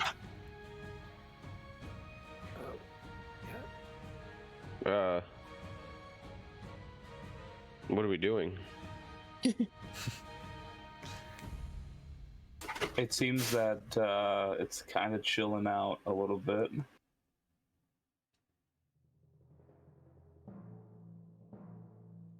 So Trying to make a new friend. Yeah, Lugos just looks to the rest of the group with like a raised eyebrow.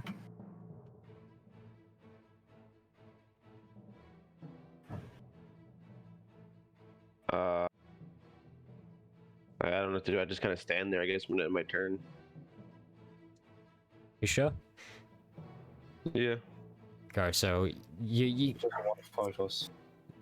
just stand and watch as Lucas kind of approaches this beast and seems to calm it down. As this is after you saw Maverick in front of you just get mauled.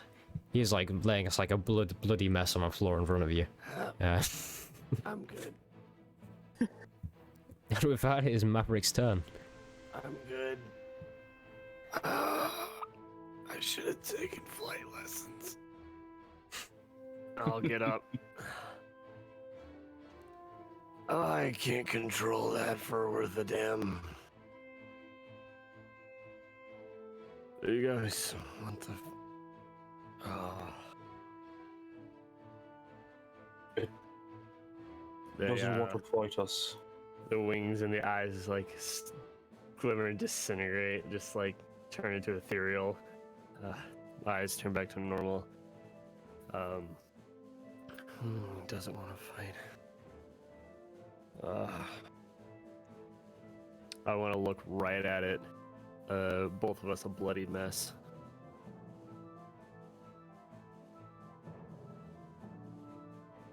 Anything in particular, or just staring right at it? I think they feel a connection of solace with their intense wounds right now. I put the sword over my back, and I reach out my hand towards it in a very limp manner. It's huge, kind of a muscular head turns and kind of almost kind of nuzzles gently, kind of into your hand. As soon as the head is willingly going to touch my hand, as an action, I'm going to use Healing Hands. Once per long rest, touch a creature, restore 3 HP. Okay. I thought you were going to say burning hands. Yeah, I was like, no. Oh, yeah. Yeah, you touch like Eldritch Blast, point blank, gratata. No. Okay. As it turns, you see it kind of, for a second, it kind of stops still, and you see some of its wounds, especially from the thorns, begin to just kind of close up. It kind of stares again, and looks relatively content as its breathing kind of slows down and turns back to a normal pace. It's now a turn of a creature. It's gonna do, and it's gonna attack Maverick and kill it now. It's I can do it. it is gonna maintain position and just kind of watch and stay. And I'm gonna say we're gonna end initiative, and you can all act freely. Surprise attack? No.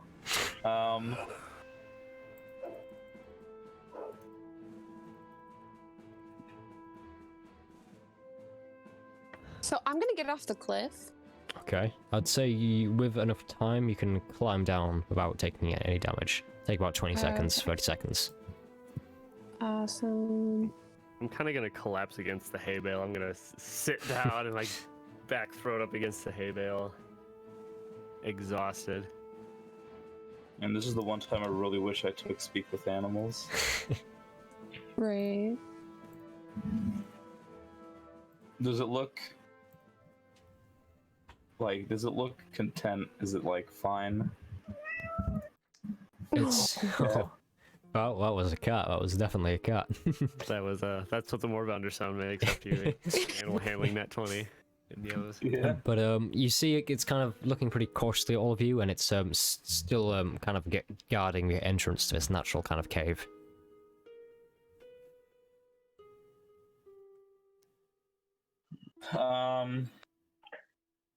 Even though I know it can't understand common, I want to ask if it'll let me through, and I like try going through carefully. Roll animal handling for me. Sure. While like patting it, you know. Let me see here. Okay. Actually, I can just click on it.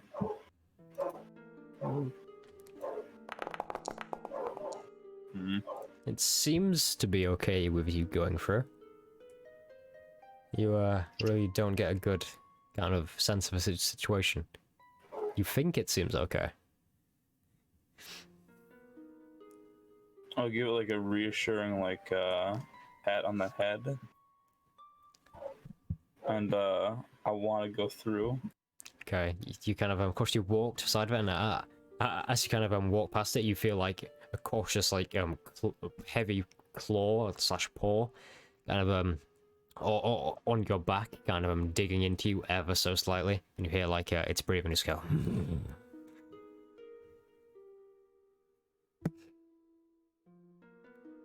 It's all right.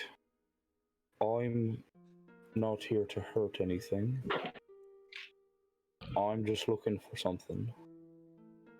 I'm not gonna take anything. It's alright. it's a head kind of tilts to one side slightly, so it kind of curiously looks.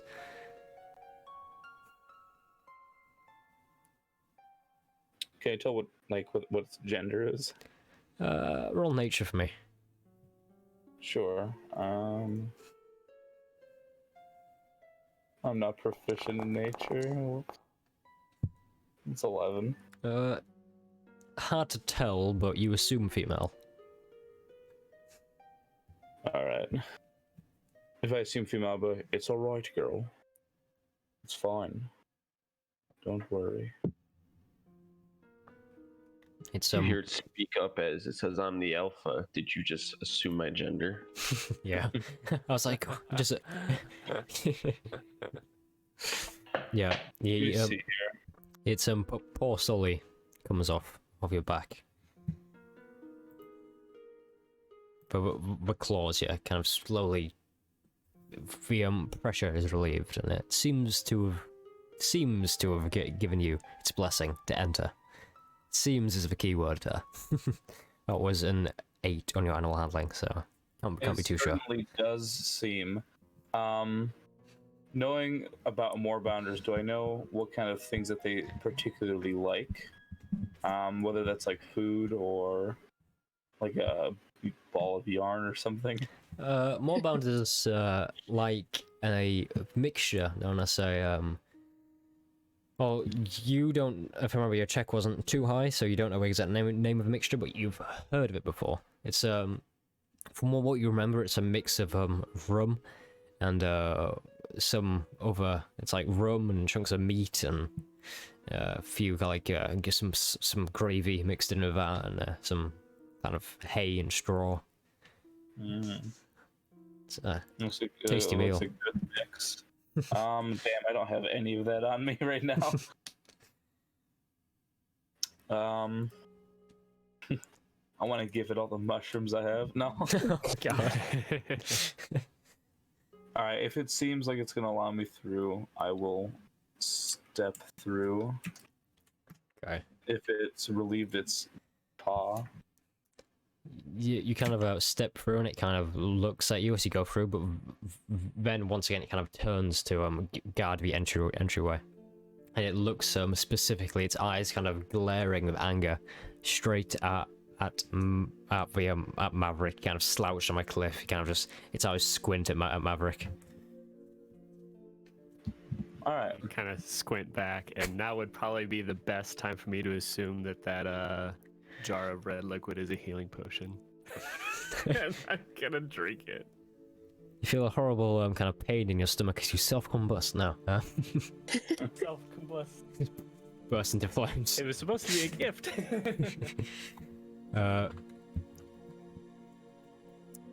Okay, so as you drink it, you kind of feel this. It's almost a sense of kind of rejuvenation wash over you. You look down, your wounds begin to slowly. Something weird begins to happen as they close up, and you are going to regain 8 hit points of damage. Nice.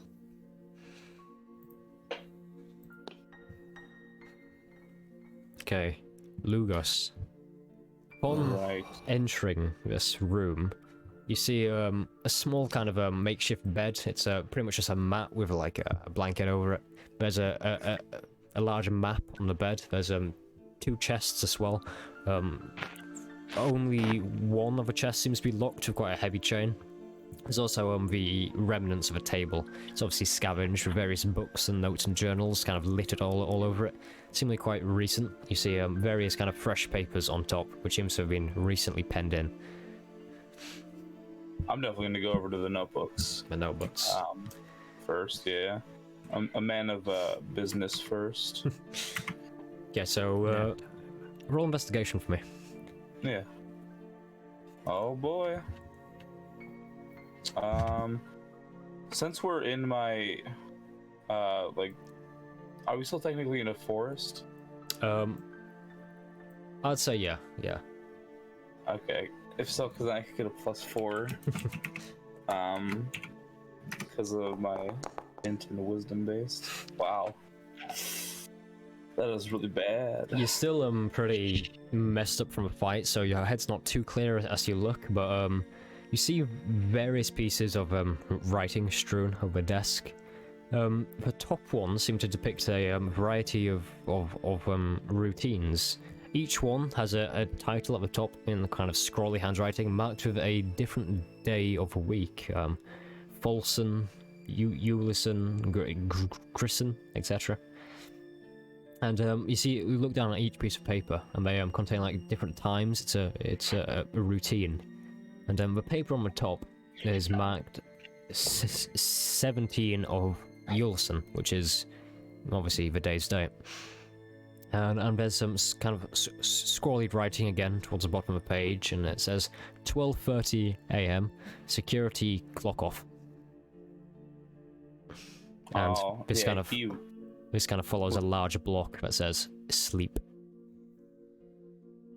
They were just here, probably.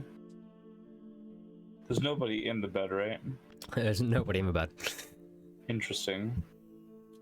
Do I know what time it is right now? It's probably about 11:40. Oh shit, they're coming to sleep at 12:30? Damn. I want to go through the chest real quick. Okay, the unlocked or the locked one? I'll go through the unlocked one. The unlocked first. one, you open it, it's just a variety of clothes and kind of papers. The papers are unwritten, fresh parchment, and the clothes are relatively big. I'd say they'd fit you if you beefed up a bit. It's essentially, it would fit Lugos if he was 2 inches taller and got into weights. What kind of clothes are they? Are they like fancy robes or anything? They're not too fancy. It's again very much the kind of thing you would wear. It's like kind of piecemeal leather armor, a lot of kind of burlap shirts. Very practical, utility based. Man, I really want to open the lock chest.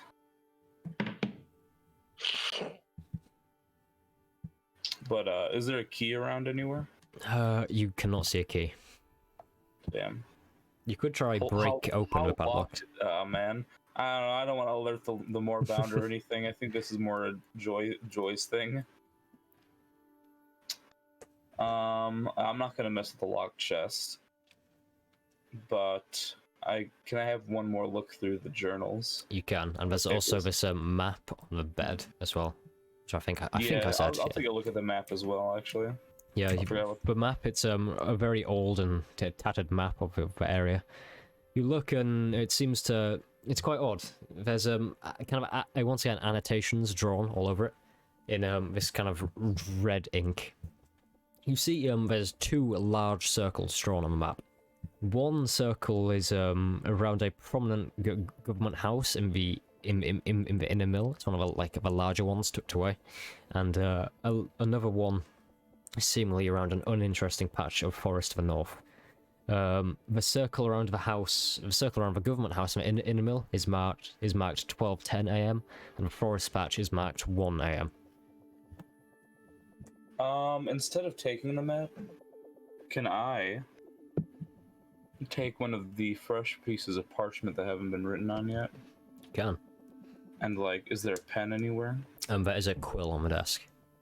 I'm going to take the quill on the desk, and I want to make a rough sketch copy on the fresh parchment. Okay. Yeah, that is easy enough to do. And whilst you're doing that, what is everyone else doing? Striking up a conversation with this Moorbounder, but expecting no replies. I guess I'm just gonna try to walk past the Warbounder. Yeah. Do you mean into the house itself? Yeah. Okay. You kind of begin to walk past it, and it kind of turns and just grabs you, and then I assume are you just literally continuing to walk, or? I look at it and I sheathe my weapon, and I walk very slowly inside. Okay, it seems to not react, so you kind of slowly walk inside to see look. You walk inside and see Lugos over Quill kind of sketching out this map. Awesome. The creature What are you can attack doing? him. Joy's gonna follow. Okay, yeah, you can enter as well. The creature kind of at this point takes a step back, and you see its head kind of rests down between its two front paws as its eyes close. Awesome. She's gonna kind of scratch its head as she passes. Yeah, there's like quite a content grunt. Hmm.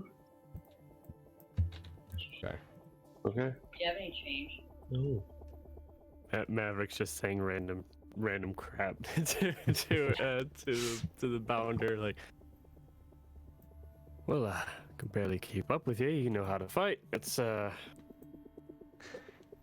quite a bit of wounds we got on each other, yeah.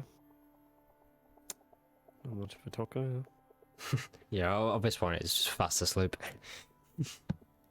That's great. I'm just gonna rest here too. I'll meet right up with you. Like, I'll actually try to rest. Okay. Like, I'll actually fucking fall asleep. Okay. And Leocas and Joy, are you moving in? You do it. Yes. Okay. Wonderful. Yeah. Feel free to just pop yourself in there.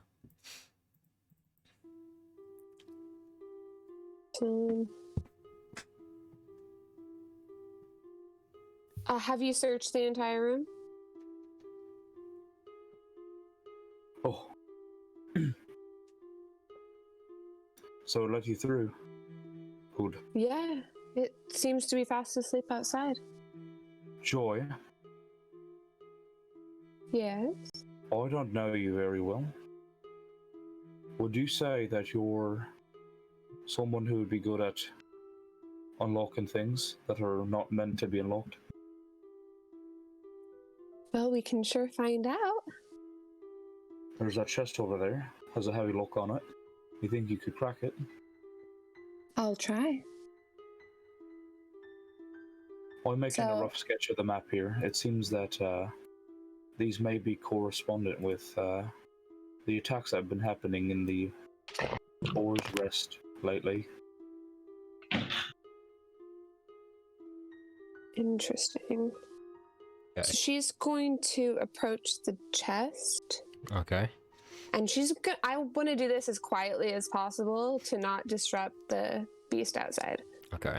Do you have thief stools on you? I assume so. Yes. Okay. Yes. So make me d20 plus your dexterity bonus plus proficiency bonus. Check. That'll be your thief stools.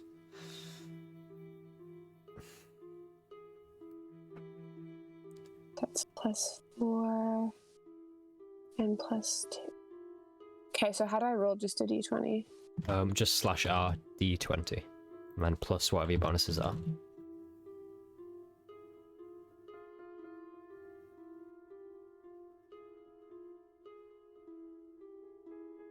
No. Is there a space? There you go. Okay. You pretty much immediately, just quickly and effectively, the lock just kind of pops off and falls to the floor. The heavy chain that secures your chest comes off, and it begins to just open an inch. Oh yeah, she's again trying to be as quiet as possible. Continue to open it and see what's inside. Yeah, it's just kind of the joints are incredibly creaky, but you slowly open it all the way. You see, once again, this seems to kind of contain clothes and stuff like that. But as you kind of look under the clothes, you see more personal goods than what are around the room. You see a small kind of a journal, which you open it, and it seems to be a sketchbook of sorts. You look, and it's filled in with sketches of a camp and seemingly young life. Kind of sketches of these young people with swords and wearing armor. And you see as the sketches kind of gradually improve in quality as it continues, and the last few sketches of the book are seemingly an expedition on the return journey, and there's no sketches after that. It's quite an old book as well. You see a pendant as well. It's like a crude necklace of sorts, which is the exact same symbol found on a beast. It's this kind of iron cast pendant. You also see a letter which is opened. The seal is broken, so you can take a look at that if you want. And you also kind of take this big piece of burlap, which is it's a rigid piece of burlap, and you slowly kind of unwrap it, and you see this beautiful kind of a Damascus steel sword of gold flecks within the Damascus steel. The pommel of the sword is in the shape of a werewolf head, and you see the kind of a hand guard is again this kind of finely crafted intricate gold, kind of inlaid with silver. I'm going Damn. to, take the pendant and the sword and read the letter. Okay. The letter is signed off from a man known as Merton, and it kind of offers his deepest. It kind of goes on to offer his deepest sympathy for the destruction of the what they call the White Hide Covenant, and he urges the man who we assume is the recipient of the letter, known as. It addresses him as Balian, addresses Balian multiple times to seek out those who were responsible and decimate them.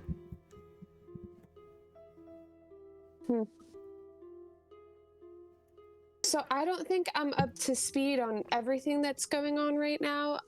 Can either of you make anything of this letter and journal?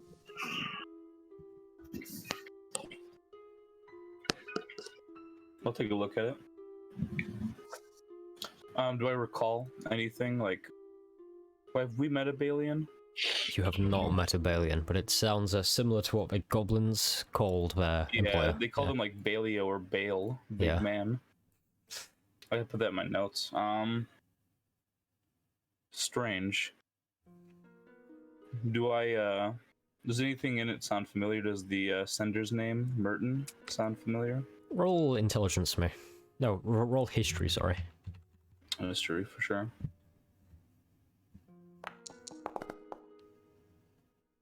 Ooh, that was almost a 7. 17. 17. A long time ago, you may have read a story. You've heard about the it's not a covenant. It's known as the Manticore Covenant that you've heard of. The Red Manticore Covenant. A man named Merton was a famous blood hunter. He pretty much possessed the ability to kind of leap these incredible distances, and he was mutated himself to be this wonderful hunter of beasts and monsters. And he was a member of a Red Manticore Covenant, and he travelled the lands about 20 years ago. He's said to still be alive, but he was like a famous kind of high-up blood hunter, kind of more of a legend than a real figure. That makes sense? Kind of, you'd be disappointed if you met him in real life, you know? Right, he's thought to be like very grand. Boy.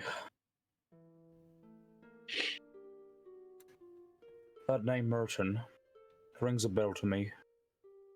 A sort of famous blood hunter of sorts. Like legendary levels of skill. This gets deeper and deeper. If he's a blood hunter, this may be connected to the White Hide Covenant, even more so. And have I been able to copy the map to the parchment? Yes, and by this point it's about 12 o'clock. Alright, we can't stay here long. In that journal there, it said that the fellow was coming back to sleep at 12:30.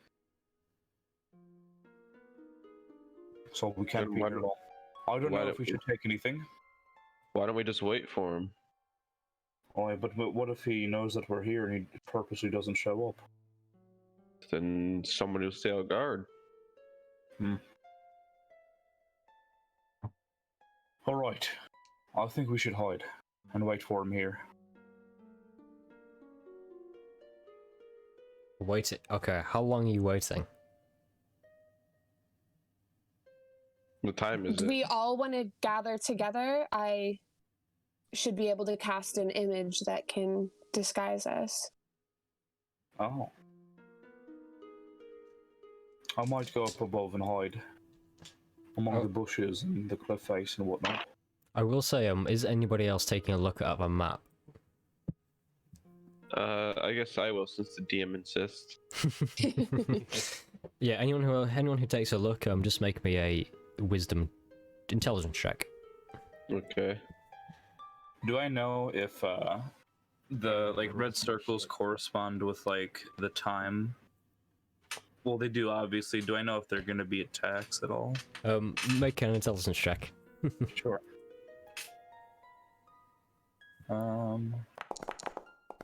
Got a 16. That's a 2.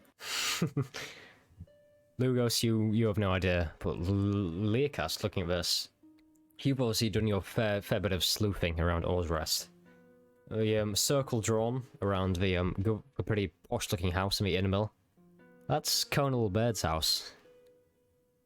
And from your obviously traveling around the area, you've kind of pretty unremarkable patch of forest that was known as the old campsite of the Whitehide Covenant. And as you kind of look further, you think the times mean kind of when and where things will happen. With kind of annotations to the side, like be there at this time, go here at this time, etc. So it's about 12 now. And the text next to Colonel Baird's house said that was 2:10 a.m.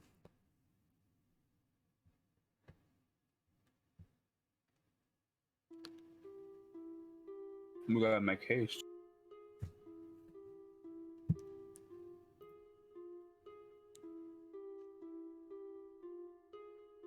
What is everyone doing?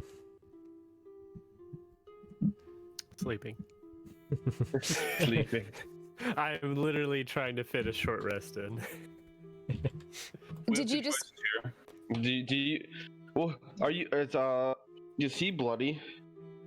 Is Maverick but bloody, do you mean? Yeah. Yeah, he's pretty bloody. Okay, I'm going to cast Cure Wounds on him. Oh, okay. So roll maybe D10, please. Or is it It's a D8. D8? Sorry, D8. A D8 plus your wisdom, or whatever it is. Yep. So. Charisma for you. So that'll be D8 plus 2. So wait, you said it's charisma for me? Yes. Yeah, you're a paladin. You're a charisma caster. Oh, okay. Clerics use your wisdom. Oh, lagged out. 6. Nice. Not much. But I'm not done yet. Drifted off there for a minute. Where is this? What is this? Lay on hands? You use like a pool of hit points. 25 hit points you've got for laying hands? Can't quite remember. I have my 50. It's 15. 15, yeah. So I guess I'll just use all 15 on him. Okay. So you get 6 plus that 15. I'm full.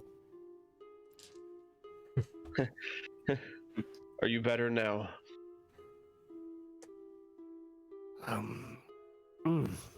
Yeah, quite. That helps a lot. That's not going to be cheap, by the way. I don't do that because I like you. I'm just joking. You're one of my favorite. 50 gold, yeah. Buddy. All right, I try to stand up. I try to get a rest, and that took a lot out of me, more than I thought it did. Oi, quit your fucking talking and let's decide what we want to do, alright? I know you're injured, but we need to fucking think fast here. All right. Right, we got 2 choices. From what fucking Leocos told me. Right? We go to the place in the inner mill. There's a time marked for 2:10 here. It's fucking 12 o'clock. We either make haste, bust our ass, get to the city, possibly catch an affiliate or prevent a tragedy from happening, or we wait here and hide for the person who might seemingly be behind all this shite. Well, can we even get into the inner mill, though? Isn't security, like, ridiculous since the assassination of those two weirdos? We'll find a fucking way past those fucking idiots. Those cretins. So what you're saying is either we try to set up an ambush or do like how we've always been doing, is be at the wrong place at the right time and get caught up in it. It's about doing the right thing. You know, Well, of Yes, course the it's about guards are doing the right thing, shitheads. but The cretins if I would have known it better, prevent someone important from dying, then it would be a good thing. would it be a good thing for us to always be at this, where everything bad's gonna happen? Because it's gonna start looking like we've been causing it. Because every time something bad happened, we've always been there. Right. Especially with Or's rest. They're tearing them. I wouldn't mind either way. I think if we're gonna leave, we should just leave now. If ruckus is gonna happen anyway, there's no avoiding if we're gonna be blamed, so we might as well just go all out at this point. What if we split up? Well, like I said before, whoever stays here, I can hide us. Hi. Like, Maybe. as long as One we're... or two of us rush over to the city, let them know what's going on. Or, try to get to the place on the map here, and the other two of us wait.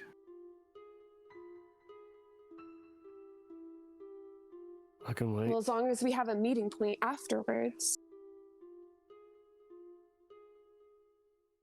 What if we rendezvous at, We'll rendezvous back at the futon place. Aye? The mug and the maiden. Alright.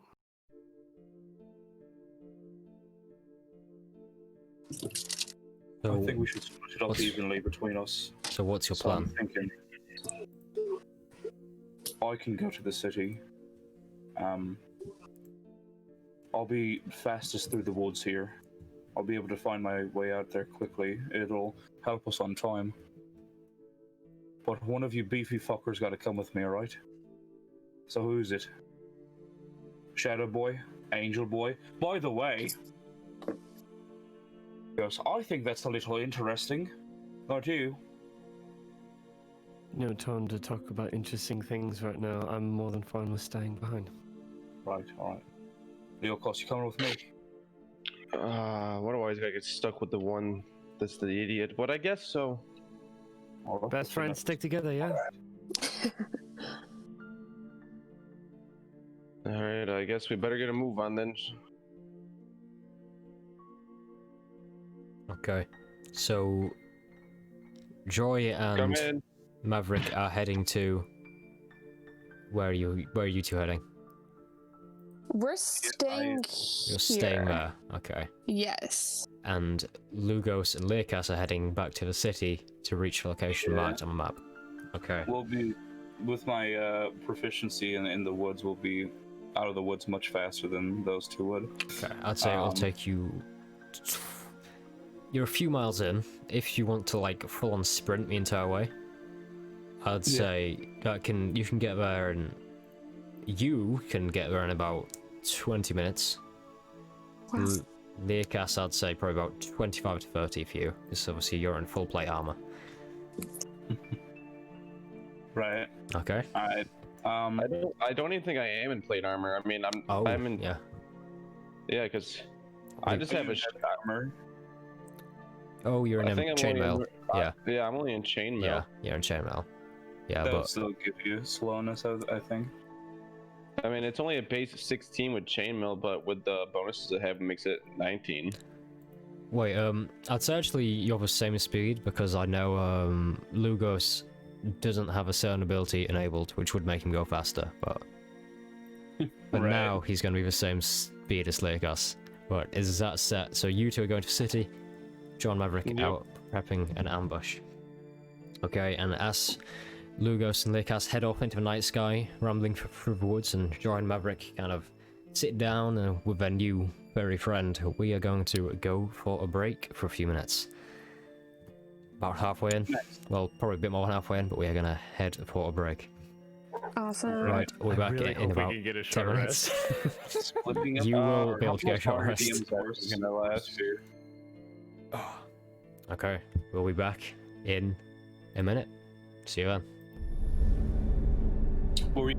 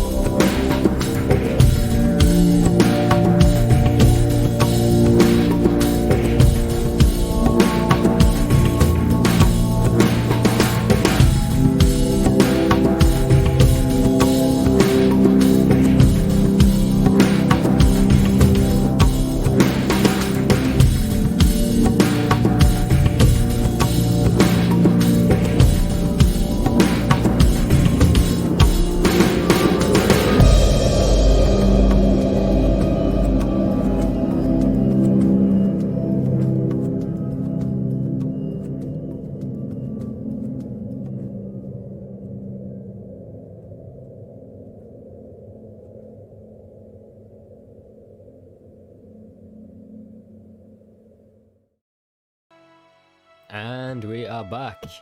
Back to split up the party. Yeah. Okay, so where we left off, Leokas and Lugos, you are running through the woods to return back to Orsrest.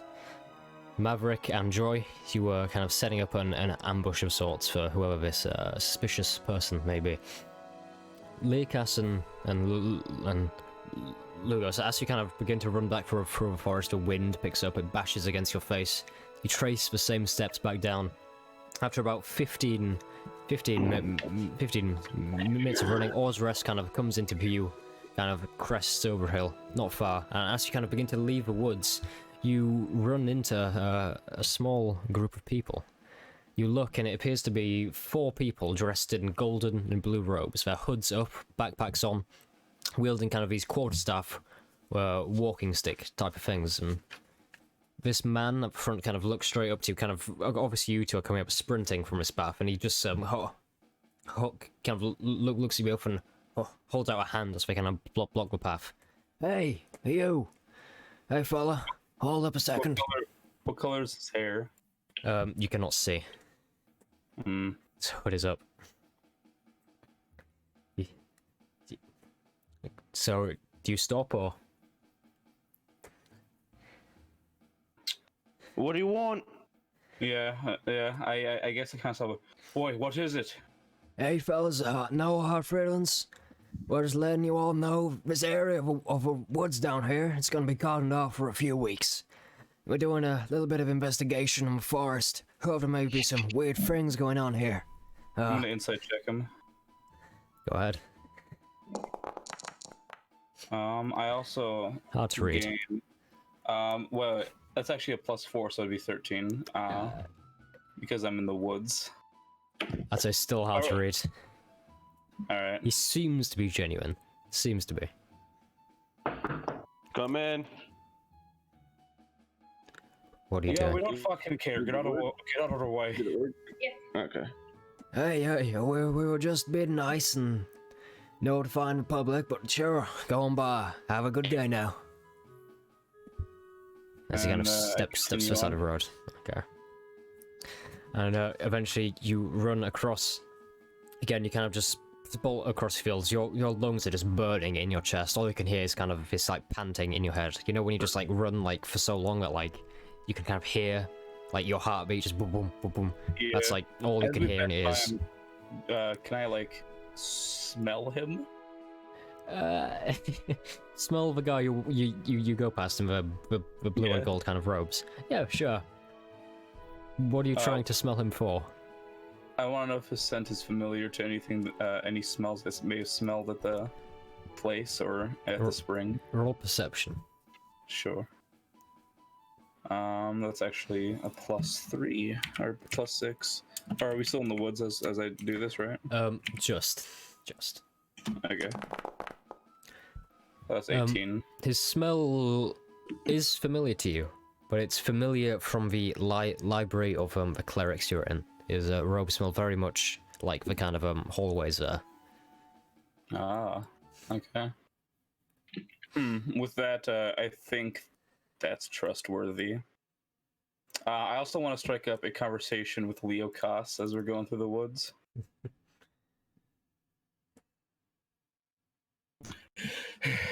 So you think I'm a fucking idiot, eh?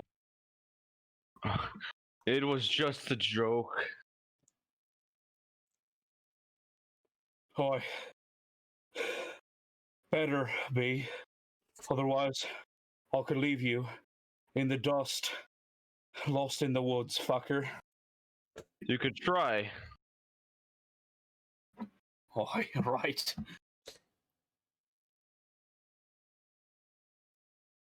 Alright, that's all I wanted to say. Okay. So you eventually make it back to town of Orsrest. You see like the iron kind of grating is closed over the main gate. It's the same guard who saw you when you left, who's stood, and he kind of just bolt down this path completely exhausted. And he says, "Hey, you, where are your other friends? Have you killed them?" Yeah, and I ate them too. Alright, Yeah, come on in. To discuss our investigation. And he just kind of holds onto his huge chain, he kind of yanks it down as the gate just comes back up and lets you through. Again, he's just sick of his job. That was a really cool sound effect for the gate. Alright, nice. Okay. Kind of using the correspondence of the map that I sketched out, am I able to find like the location that we're looking for? You are, and you see, it's obviously the moon is directly ahead of you now. It's a cold day. Kind of this chilly night air washing in over Ozrest. Pretty much there's no one in the street at all. All the doors are locked, all the lights are off. You kind of rush through these desolate streets. Your boots kind of clattering against the cobblestone floor, sending this echoey sound throughout the streets.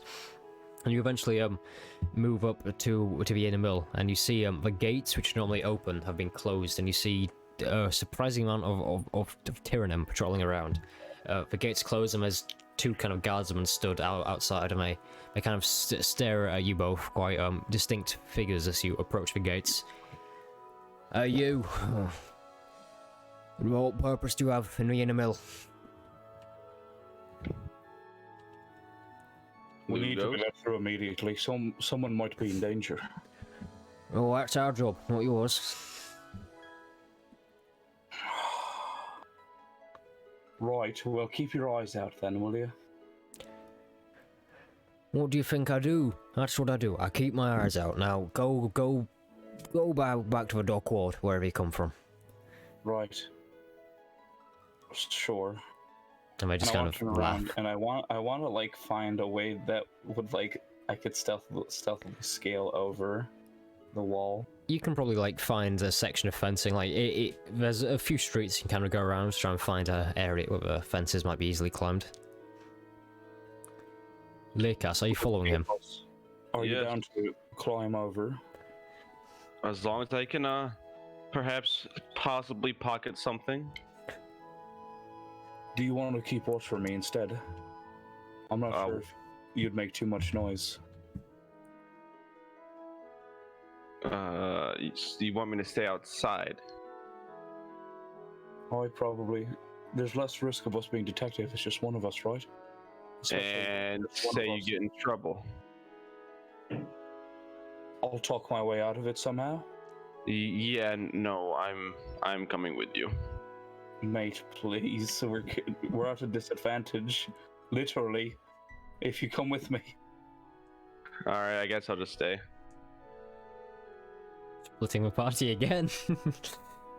Do your fancy teleporting trick, whatever it is. If I get in trouble, alright? Okay, so you're vaulting the fence/wall, heading into the inner mill. Can I do so stealthily? You can do. You do not need to roll because there's no guards around at this point. Closer to the main gate.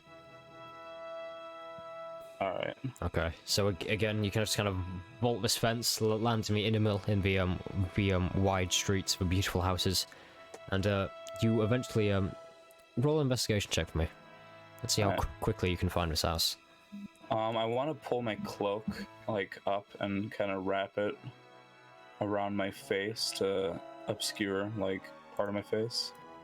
Okay. What do you want me to roll? Investigation, please. Nice. So 6. That's an 8. So, being in the dark and being in an adrenaline-fueled kind of rush, takes you a while to find the house, but you eventually do. Come in. You kind of patrol about a bit, and you see it's this large, multi-story kind of brick building. It's got a beautiful garden surrounding it with its own kind of green iron fence around the property. You see there's no guards, weirdly enough, on this private property, and light kind of shines from every window. There's some beautiful bay windows and a wonderful like ceramic roof. It's very pretty, kind of Victorian house. Some smoke comes from a chimney. It's about 12:20. Okay. Shit, that's like, we really got here like really early. Oh wait, no. I think I actually made I said it was 2:10, didn't I? I meant 12:10. Oh, it's about 12:20, 12:30 right now. It's about 12:20. Oh shit. Does it look like there's been signs of a break-in or anything in the house? Roll perception for me. Sure.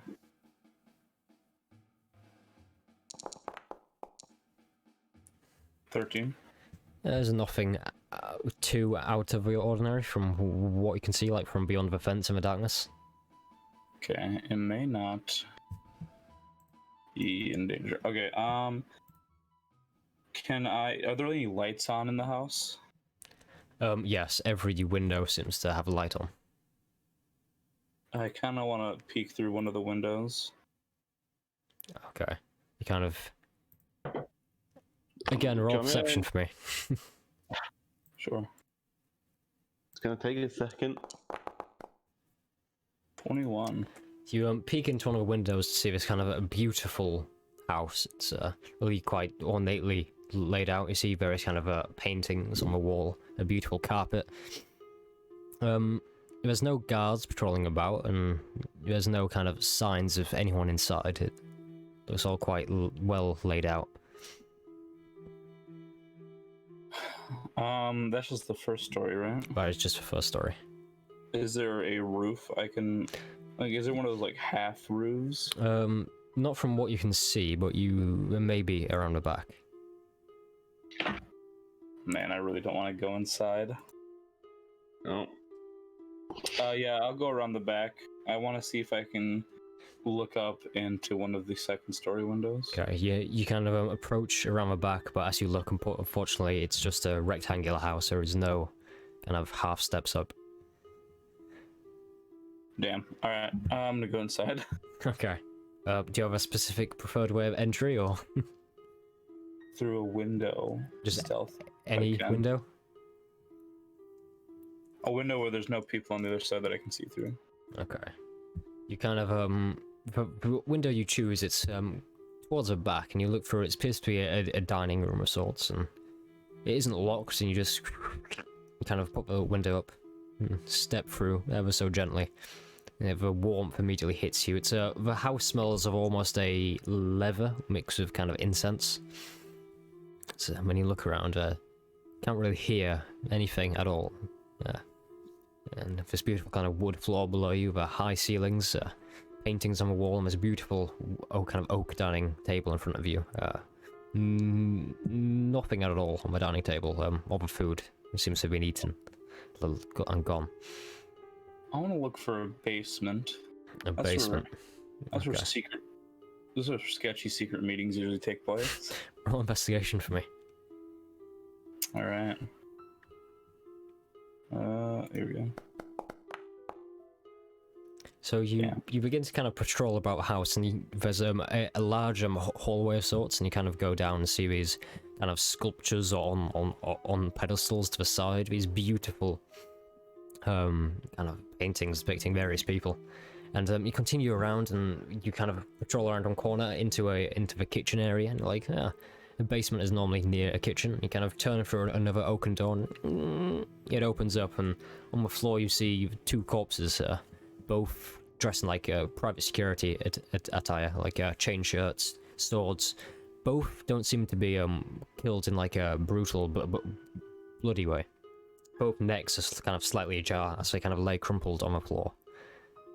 I want to real quick make a check to see if I hear the sound of like footsteps approaching.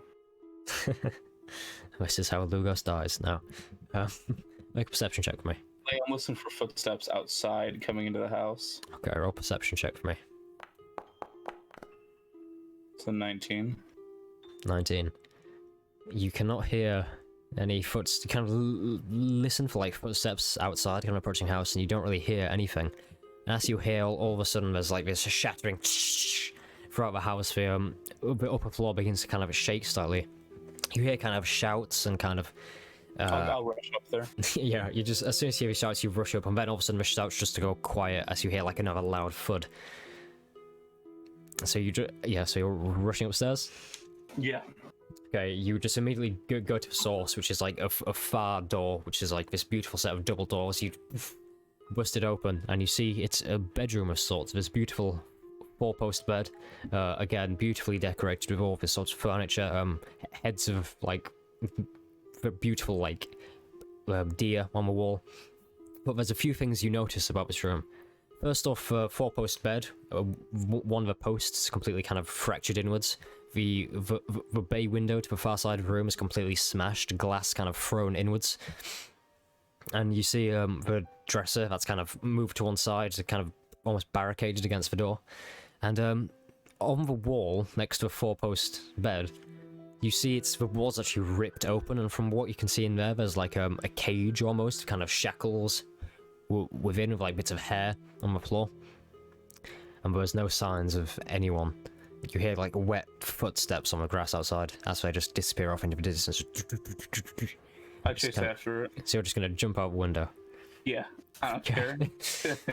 That is gonna be okay. So you're just not even stopping to check the room, just straight out there. Okay. So you are gonna take 9 hit points of bludgeoning damage. It's just you jump out onto the grass, just you can, like twist an ankle slightly, and you see kind of a figure disappearing like off into the darkness, climbing a fence kind of into the main street. You can just make out in the darkness like the gleam of white hair, and over her shoulder you see a familiar figure dressed in purple robes in the form of Conal Baird, kind of being swung over this fence, seemingly unconscious. Is he not dead? He doesn't seem to be dead, just unconscious, but you can't really tell at this distance. Fuck. Man, that's a tough one. But, like... Do I know if I'm chasing after a creature or a person?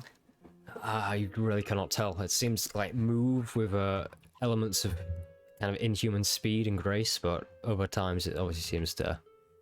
looks like a humanoid.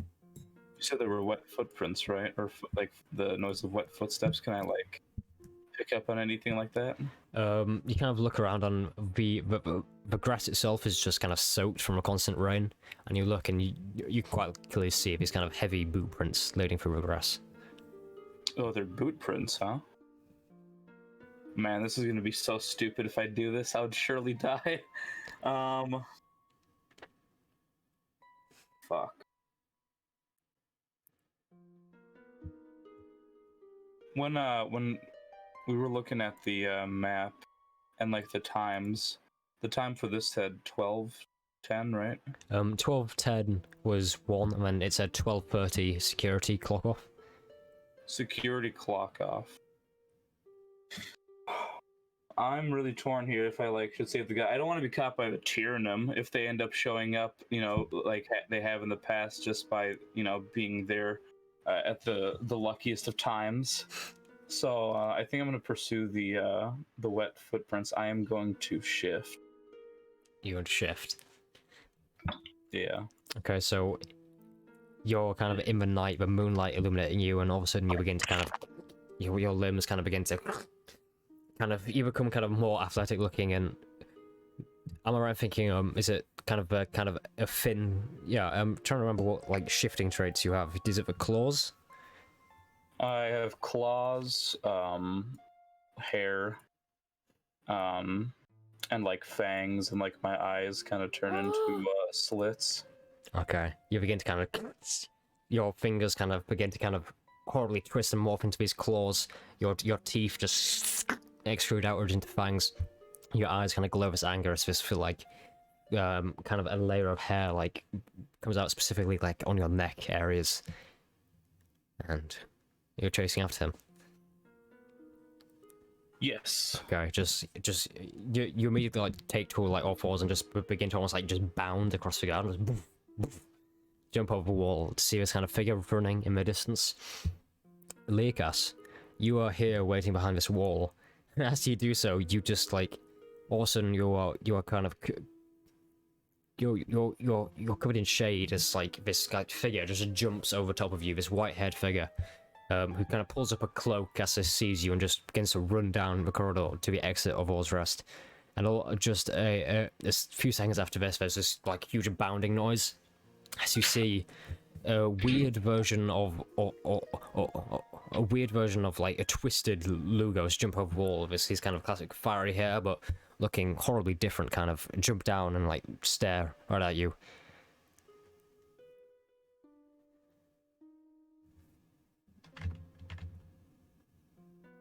I'm back. Oh, he didn't hear any of them. So, yeah, effectively, this guy's just, like, jumped over the top of the wall you were stood next to, and darted down, kind of the exit towards Rest. And, like, a shape-shifted Lugos has kind of jumped over as well in his, kind of shifted form. Like, his fangs and his claws, and kind of just next to you. Oh, alright. How far is the guy in front of me? The silver-haired guy. How far ahead is the guy? Probably about 40 feet. Alright, I guess I'll start running after him. Okay, so you both begin to kind of, like, bound after him. Obviously, there's a difference between, like, actually bound and, like, inspirationally bound. Whoa. And, like, obviously, you both... My point is you both run as fast as you can after him. And you kind of chase him down as you exit Ozrest. You see, instead of the main gate, you see as he kind of just effortlessly, like, climbs one of the kind of like wooden walls towards the edge of a perimeter. He just kind of clambers up at Cornel kind of on his back and jumps off the other side. And you yourself just sprint through. And we will go back to Joy and Maverick. Back in camp. With a best friend in the form of a Moorbounder. May I please short rest? Finish my short rest. You can the have time. a short rest, yeah. Oh my god, I get my one warlock spell slot back, boys. Let's fucking get it. Let's go. Does that mean I get one too? Yes, you can. You Yay. should heal up. Joy. I know, that's why I Roll your hit dice, and I'll try to. I'll help with patching up her wounds with my limited, because I don't really have magic anymore. So I'll just whatever med kit I got with me during the downtime of when they were traveling through the forest. And are you doing like any ambush preparation or? Yeah, we probably we'll be discussing that while patching up wounds. Well,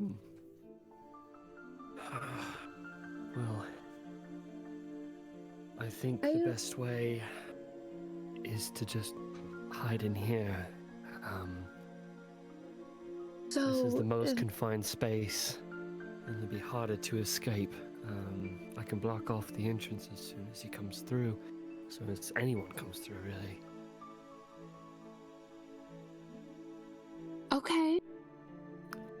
I mean, in here would be better considering the creature doesn't fit. Right.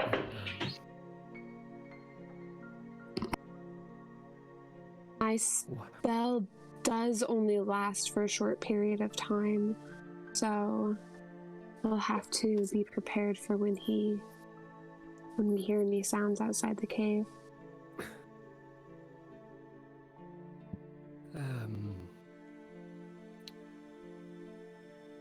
Looking at the unlocked chest, like, I wonder if I could fit in that. And I think about the hay bale outside too. Joy, We you could- think you'd be able to conceal yourself here, maybe under the bed or something? Unless it's a stone on the ground. We It's could always- like a thin mat, effectively, just like On the floor. Yeah, it's like more like a sleeping roll, Yeah. unrolled out and turn into. We could always climb back up the cliffs and hide up there.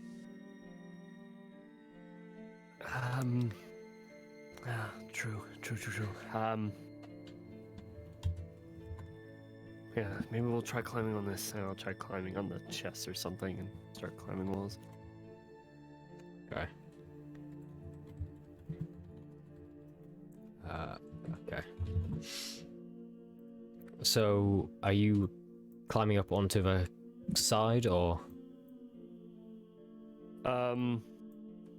what's your Actually, full there's a ambush table plan? that- Probably to actually climb up and go towards like underneath these trees and use. Yeah, I was thinking, how do I? Oh, here it is. I was thinking maybe almost over here. Can you see that? No. Okay. I think if you hold, it should ping. If you hold left click down at an area, it should ping. Oh, Oh, over there we there. go. I have a zoom. Yeah, so we can see when somebody approaches. Yeah. Because I don't see an escape path really from this area. Would you take that position on the other side of the tree and make some sort of a call? I'll be on this side ready to block off the path if they come in. Sure. All right. Yeah. Up we go then. Okay, so you are climbing up and preparing there. You're probably better at hiding than I am. So the more Just inward a I stay, I little think the bit. better. Okay. I think Oh, how do I move up? taking. Oh, you can't collect Oh, there we balls. go. So one will be here, and I think Joy will be on the other side, both under the Yeah. cover of foliage. Okay. I'll be ready to drop down Perfect. and cover this entrance/exit if they get too far in. And Joy's mainly gonna be look out to make sure it's only one or how many. Okay, very nice. Okay, and with that, we'll go back to the chase. And this chase kind of continues. You kind of bolting down these paths, and eventually come to like a fork in the road. It's like you effectively come to a small kind of stone bridge over a stream. And this kind of person turns around, and as they turn, you see this like it's like a rugged appearance of this like long kind of silvery white hair hangs down to the shoulders. They kind of turn to you and look with this kind of fire in their eyes. They lift their hand up, and you see it's marked with the same kind of insignia as the brand on all the animals, and they lift it onto their back. And as you approach it slowly pulls a javelin out, and it begins to glow its energy and throws a javelin straight towards Lugos. By the way, I will note with my shifting subrace, my speed gets increased by 10 feet. Yes, you're faster. Yeah, okay. How far away is it when he throws it at me? He is about 40 feet. Alright. Okay. And that is a 18 to hit. That hits. Okay. That is going to do 1d6 piercing damage, 4 piercing damage, plus an extra 7 poison damage. As it kind of just tears into your shoulder. Yeah, it kind of tears into your shoulder as you approach, and this guy immediately turns, and he just once again darts off. There's a fork in the road after the bridge. You originally took the right fork in the road to get back to camp, and you see as he takes the left fork in the road and heads off to a different section of the woods, kind of once again setting off incredibly fast.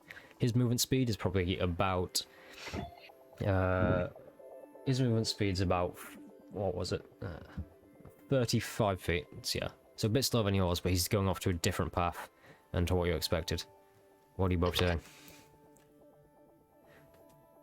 How far ahead of is he? He's when he threw a javelin, did I say he was 40 feet? Yeah, so he's about 40 feet ahead of you, and after he darts off, he's about 75 feet ahead. Alright, I'm just keep, I guess, going. So you're following him instead of going back to camp. What's Lugos doing? I'm unconscious. Oh, so yeah, the javelin just kind of tears into Lucas as he approaches and woof, hits him straight back. He falls backwards onto the stone, onto the cold stone bridge, kind of hits his head hard, falling unconscious. Do I have any more level 1 spells?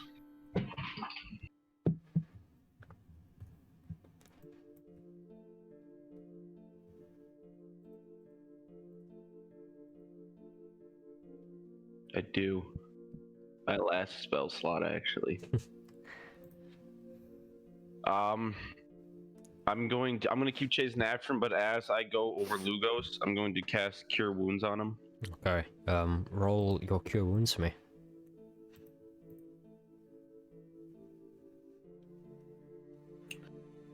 We just don't know when to stop, DM.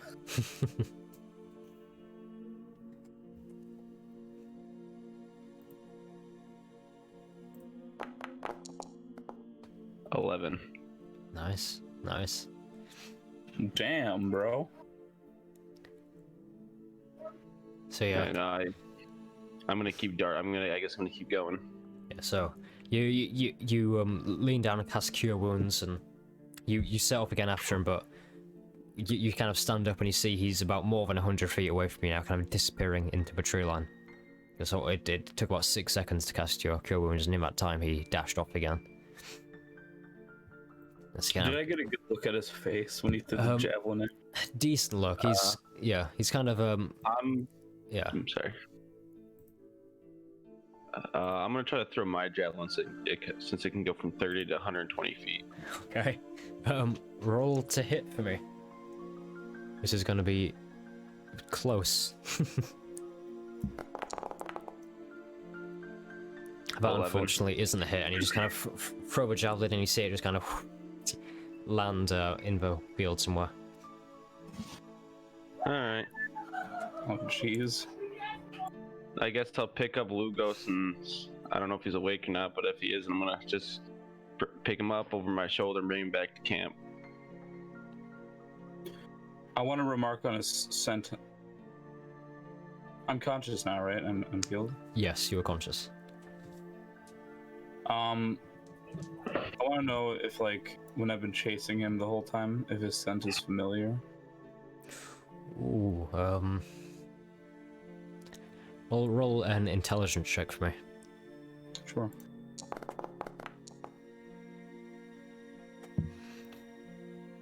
His scent is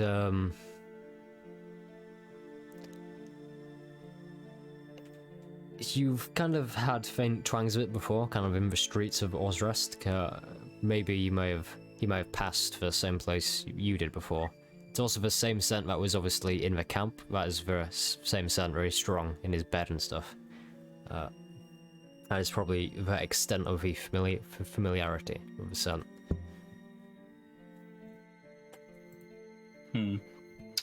All right. I'll take it. I can't. Can I see him anymore? Like running down? At this point, he like just disappears into the woods and. Yeah. Yeah. Okay. I think we should get out of there as fast as possible. Before the tier number, like, what are you doing out in the streets? Huh?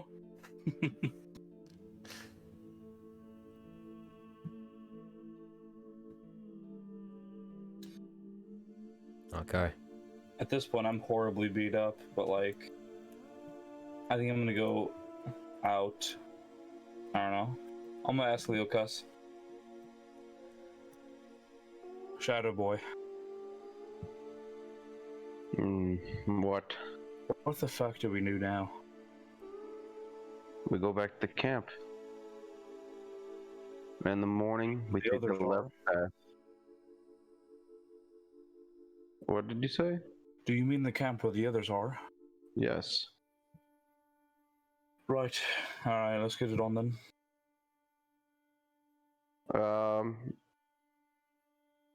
Did he just dart into the bushes on the path, on the left path, or did he keep going on the trail? Essentially, it kind of forks into two paths, both kind of going into different sections of the woods. The left one kind of goes more towards the circled destination that was on the map, whilst the right one goes towards his camp. Yeah, and I was asking if he went into bushes on the left path. Like, as he was on the left path, did he dart in the bushes, or did he stay on the path? He stayed on the path. Okay. I was just curious about that. Alright, I guess it's time to head back to camp. Okay. Joy and Maverick are obviously kind of watching, and after about 10 minutes of waiting, you see two kind of shadowy figures pick their way up this kind of rock ledge. The front one comes into view and is obviously Leokas, and the second one follows him. Looks quite badly beaten, and you recognize it as Lugos, kind of shambling along behind Leokas. So she kind of turns around. Hey, Maverick, they're back. Something happened. Oh. That fucker really got me good with that fucking javelin of his. Fuck. I'll reconvene. So Go out to the edge and see him come in. Oh, Alright. Jesus Christ, you got into a fight already. gonna assume you found him. It wasn't much of a fight. It was more like a wild goose chase.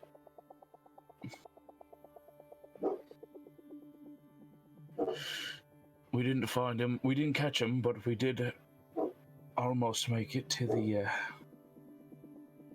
scene of the crime.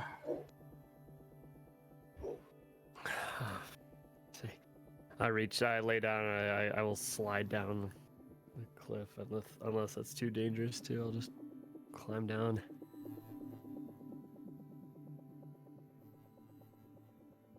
Okay, yeah. Right. So, nothing here, I take it? No, not a peep. I can't help but wonder, since I was chasing him, mayhaps he didn't want to lead me back to his camp. Probably, but did you see where he went? Aye. Well, should we all go then? Or should we stay here and continue to wait?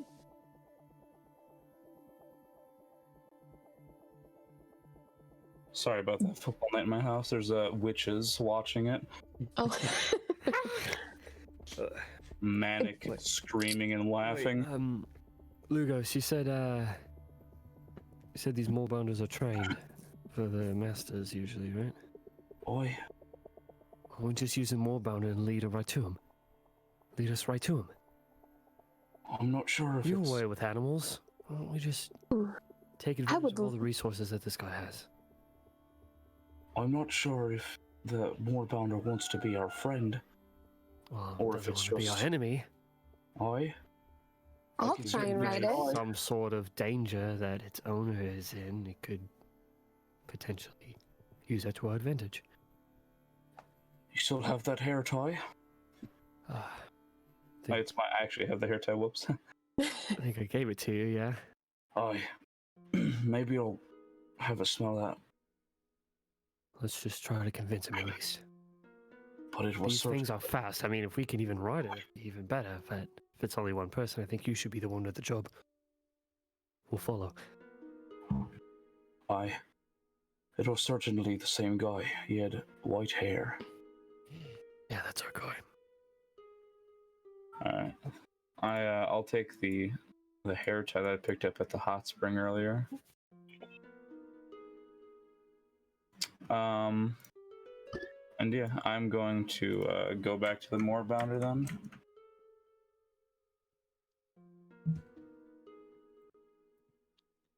Okay. Do I have to like... Ah, that's interesting. Oh. There we go. Alright, and I'm gonna check to see how the moorbounder's doing. He's she is still asleep. Kind of just resting. On the off chance that it's not even the guy's hair tie, I'm just gonna ditch it and instead grab like the blanket off the mat. Okay. And I'm gonna like gently shake the moorbounder awake. Yeah, right. It's takes quite actually a rough shake. It's a larger beast, so a rough shake for you is a gentle shake for it. and eventually it kind of begins to stir. Like as it does so, it's like large orange fish-like eyes just kind of dart open. It kind of goes, kind of sniffs the air for a second before kind of groggily standing up to about its full kind of at 6 feet in height. Hi. It's alright, girl. I want to like pet it on its head. Yeah, it's just like It's Little alright. sniffs. It's me, your friend. Don't worry. Your master might be in trouble. And I want to hold the blanket like to its nose. okay. What are you trying to do? Have it pick up on its possible owner's scent. Seeing if it can lead us there like a bloodhound. Roll animal handling. Sure. You have a reputation to uphold here.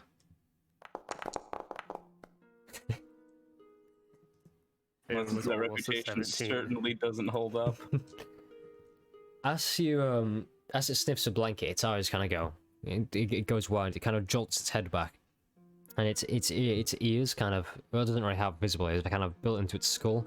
You see it kind of concentrates something in the distance, and you hear across the wind a very kind of distinct whistling noise coming from far away.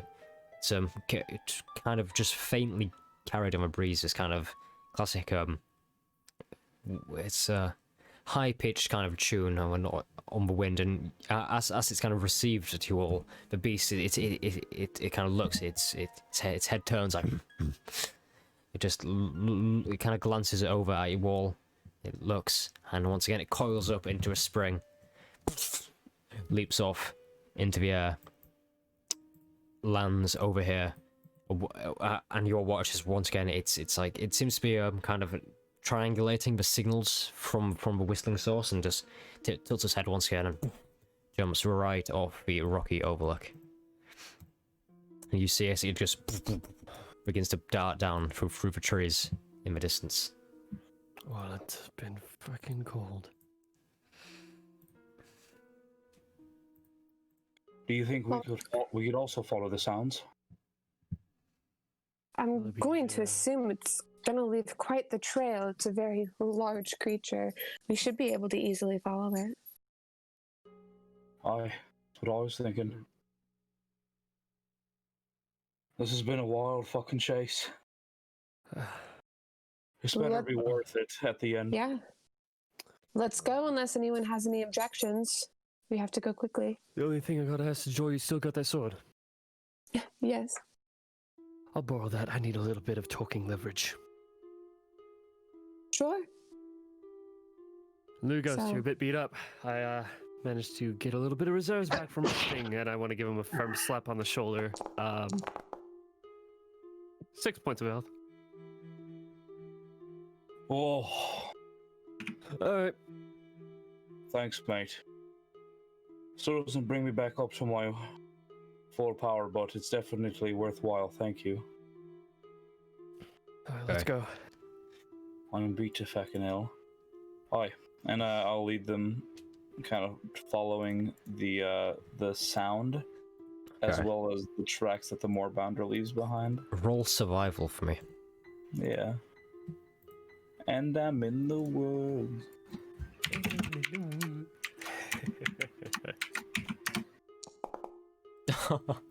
Hmm. 8. Roll perception as well for the sound. Sure. That's At also least a you get to add six. your bonuses here again, huh? Yeah. That's nice. Wow. That's a Same 13. But that averages out relatively decent.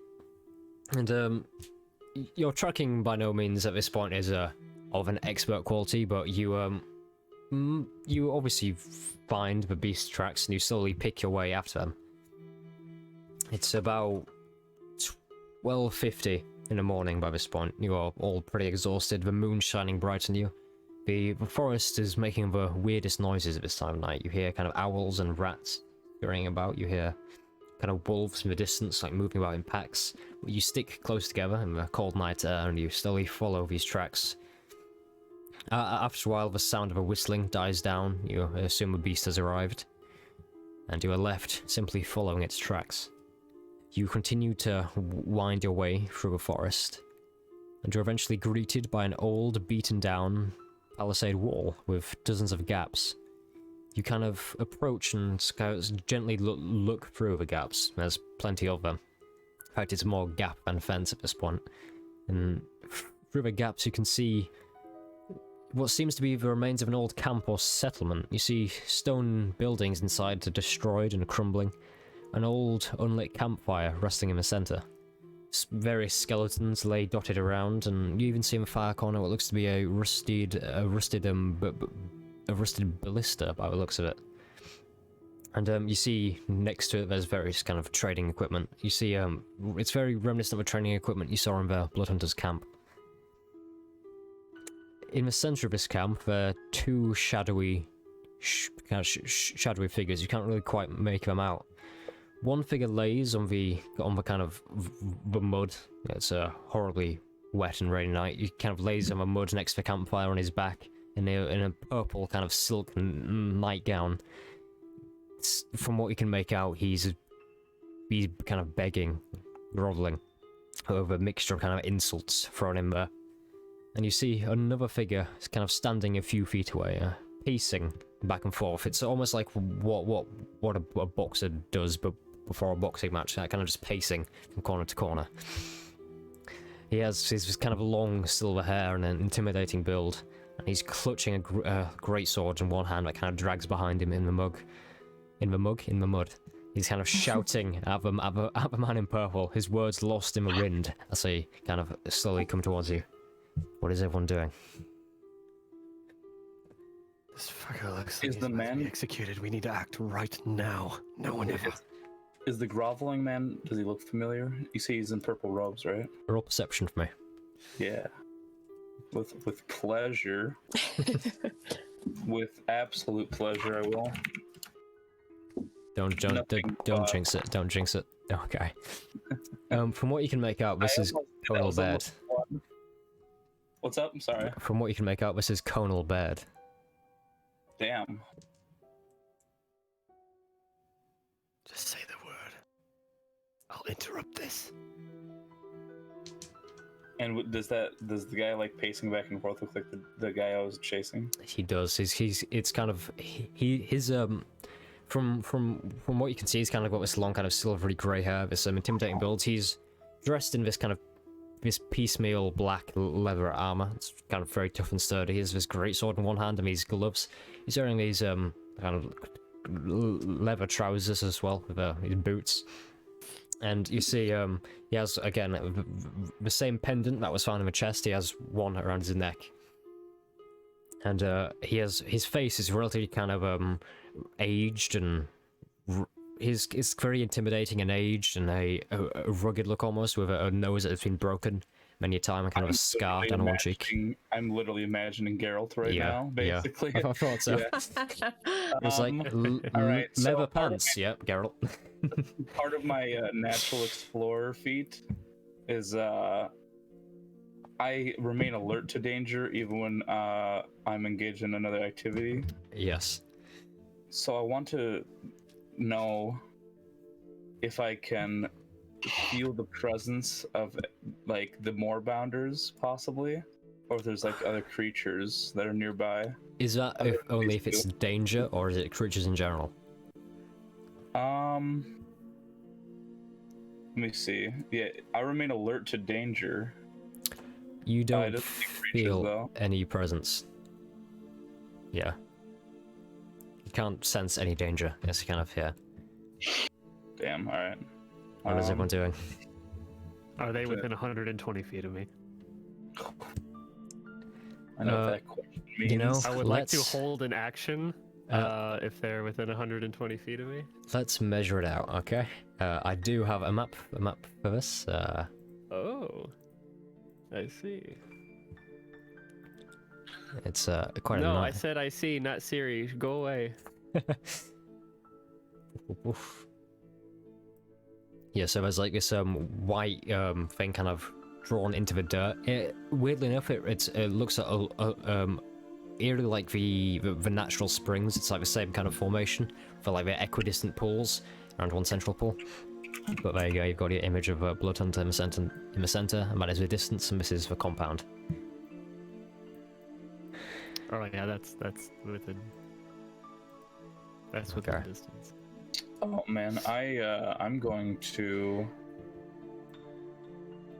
On the hunter, he seemed like superhuman in a way, right? In a way, yeah, he seems so. All right, I'm going to. You know what? He's within 60 feet of me, right? Yeah. His back is currently turned as well as he's kind of pacing about with a greatsword. Kind of, you hear him kind of talk. It's not really shouting, it's more just kind of intimidating. I'm going to use my hunter's sense. Okay. I immediately learn whether the creature has any damage, immunities, resistance, or vulnerabilities.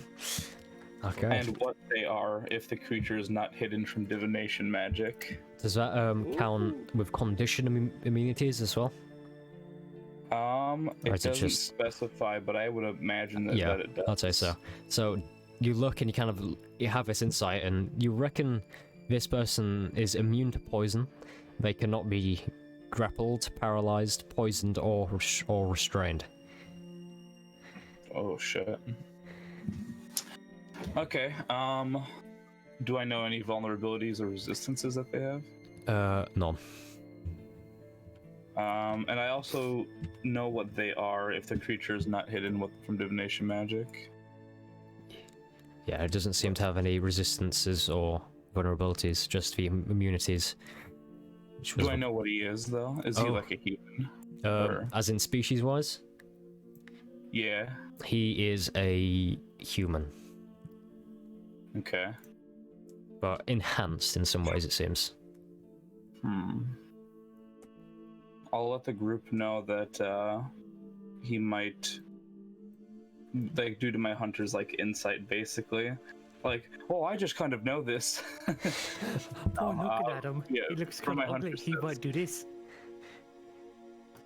Yeah, it's Why? like, I don't think I could restrain him. I just a thought. Heads up. This guy isn't a normal person, alright? He's fucking superhuman, in a way. He's not normal. Just be wary if we're supposed to deal with him. Well, if he goes to swing that sword against our target that we need to question, I'll have no We- choice but to intervene. We might be able to avoid conflict. Shall we try talking? You can. I'll hold here. Fine. I'll do it. I would like to hold an action, and if he goes to swing the sword at all during this talking phase, I'm going to snipe with Eldritch Blast. Alright. I look back at the group and I'm like, wish me luck. And I step forward. I'm like, oi!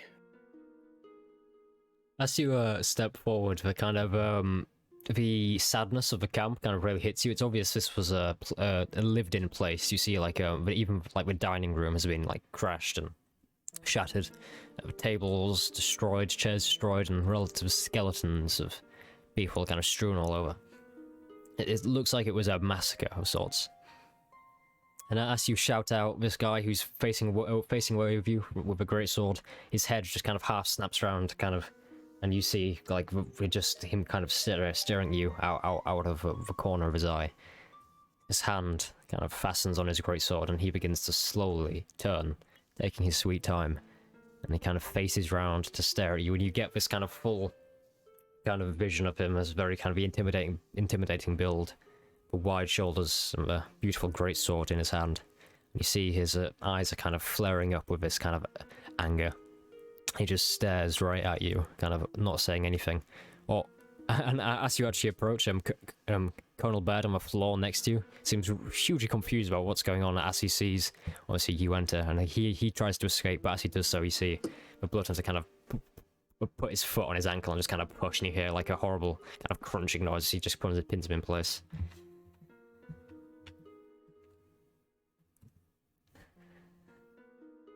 Boy, what's all this then? Well. I've been fucking looking for you. His head just kind of tilts to one side as he kind of squints at you. He's kind of staring. What, you don't fucking speak common or something? He kind of looks down and a faint chuckle comes down as he brings his greatsword up and kind of just puts his greatsword right in the mud next to him, just kind of sheaths it in the ground. Aye. I think I've seen you somewhere. Yeah, you fucking have probably seen me somewhere. I think I've seen you somewhere too. Somewhere you're not supposed to be.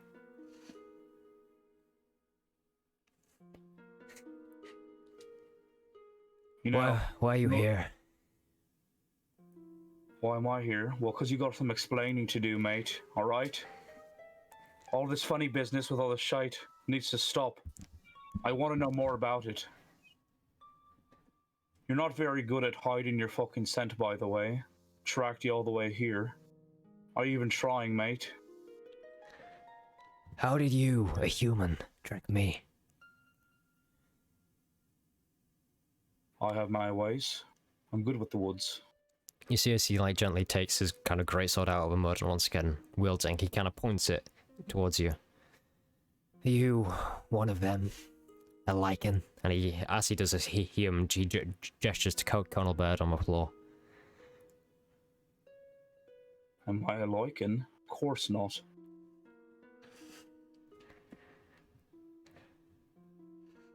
Roll deception. Fuck. Oh, yeah, baby. Ooh, you love to see it. The greatsword is kind of gently lowered. He continues to kind of squint at you. Well, you have no place here. I've got some business to take care of. Then I'll be gone. Right, explain yourself at least, alright? We've been all over the fucking place looking for you. Are you the one training these moorbounders to fucking go and attack people in the city?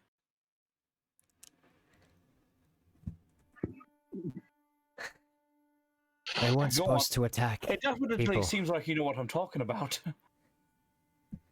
Sorry, go ahead. He seems kind of grave for a moment. No innocents were supposed to die. They were supposed to come for this man here. This monster. Well, a lot of innocents did fucking die because of you, you cunt. You know that, right? You're a fucking cunt for not training them properly. You know moorbounders are actually... Look around They- you. I was to born train. into death. I don't care if innocents died. What matters to me is vengeance. That this one dies. Edgy. What did he do wrong to deserve such a heinous sentence? You know, I saw you in the woods that night. I was stalking a werewolf lord, but I never found him. You see, Oh, shit. I saw you in the woods. Go wide. That werewolf lord. His name is Riddick when he's in his human form. This one right here, he's one of his compatriots. A few months ago, he came in, slaughtered all of my brothers, destroyed my covenants, killed everyone I loved. And I promised to myself, my mentors that are still alive, I'm gonna wipe these lichens off the face of the earth. So you can either help me, or I can cut him down, and I'm gonna slice you in half. I want to insight check him. This is so Go fucking ahead. cool, dude. That's +2 on top of that, so it's 7, but... Hard to read. Oh, it's actually +3 on top of that, which still doesn't really make a difference. So, alright. Fuck, man. I feel like he's really telling the truth because he knows so much about it, though. He only appears to be human. Yeah, this is like wild. Lugos's eyes like go wide, and you hear him gasp when he says that he saw me in the woods. And I come forward, I'm like, You're telling the truth. Is this true? I asked the Colonel. What's his name? Baird. Yeah. He's like, Yeah, it's Colonel Baird. he's like, no. You know what? This is really pissing me off. This is false accusation being thrown around. Can I insight the Colonel? He can. Okay. We go +6. Ooh, that's 21. He's lying. Oh shit. No, I can tell it. I can hear. I can smell the lying on your fucking skin. It's true. I want nothing more than revenge for what happened that night.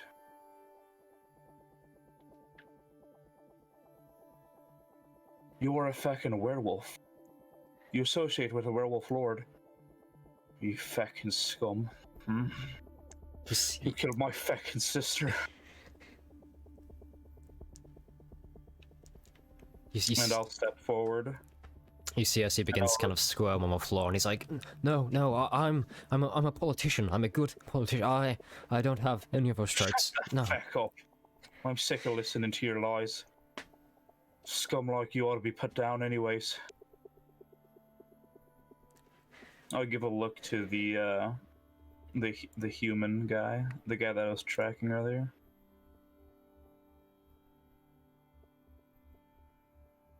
Look, I'm not going to stop you, but you got a lot of explaining to do for your actions.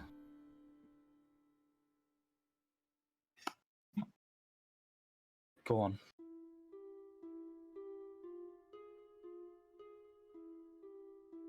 So is that you asking him to explain, or giving him your blessing to? I'm giving him the blessing, but I want to like approach like closer if I can. Yeah. What is his reaction as I step closer to him? You see as he kind of holds a hand out to kind of semi keep you away. Okay. What are the rest of you doing? Because you could hear all of this. well. I guess it's Something doesn't feel right about this.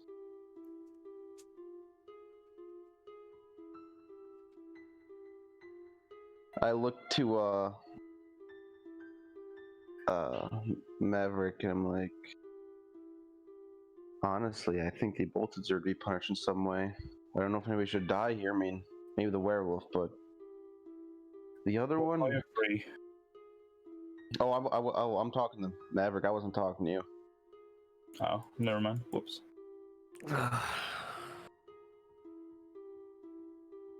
I say, I have had enough of people just mindlessly dying for dumb causes. I'm gonna stand up. Okay.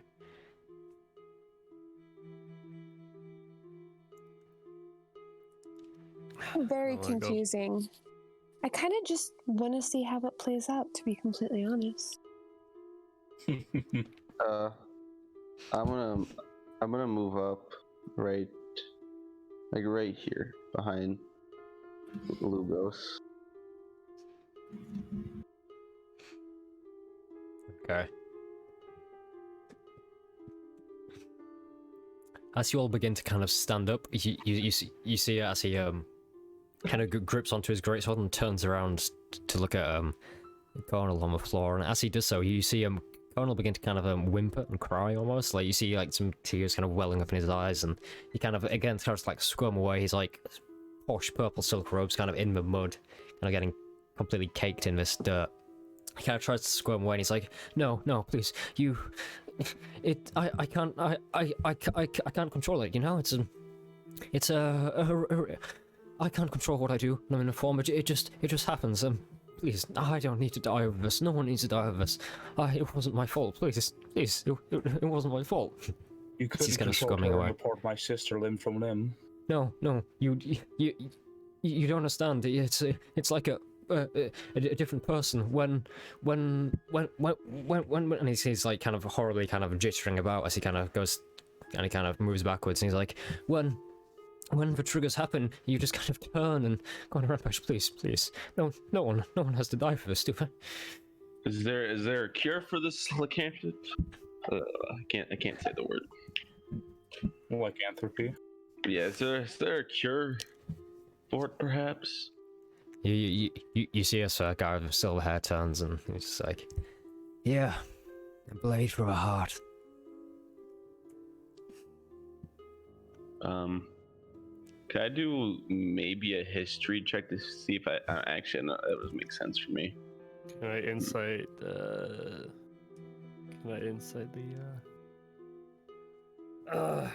Sure. Can I insight the noble to see if he really says he can't control it when triggers happen? Sure. Do I know Can I also anything? do that? Yeah, sure. I got an 18 on insight. Finally, a good goddamn roll today. Do I know anything about this noble? I also got an 18. Not Yeah. apart from obviously the stuff you've seen in town, where he's obviously like the kind of the hotshot young politician in the town. His response pretty early on. Both got 18. So you both get the strong feeling this man is yeah. He is saying whatever he can to be spared. He knew full well what he was doing the entire time. He's Look over to Lugos.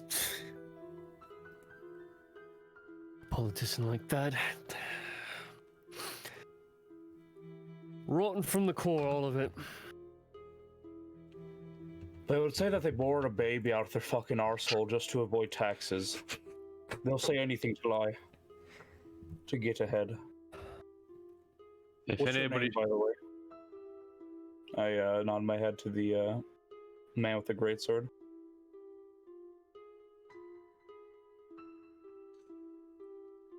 Okay. You see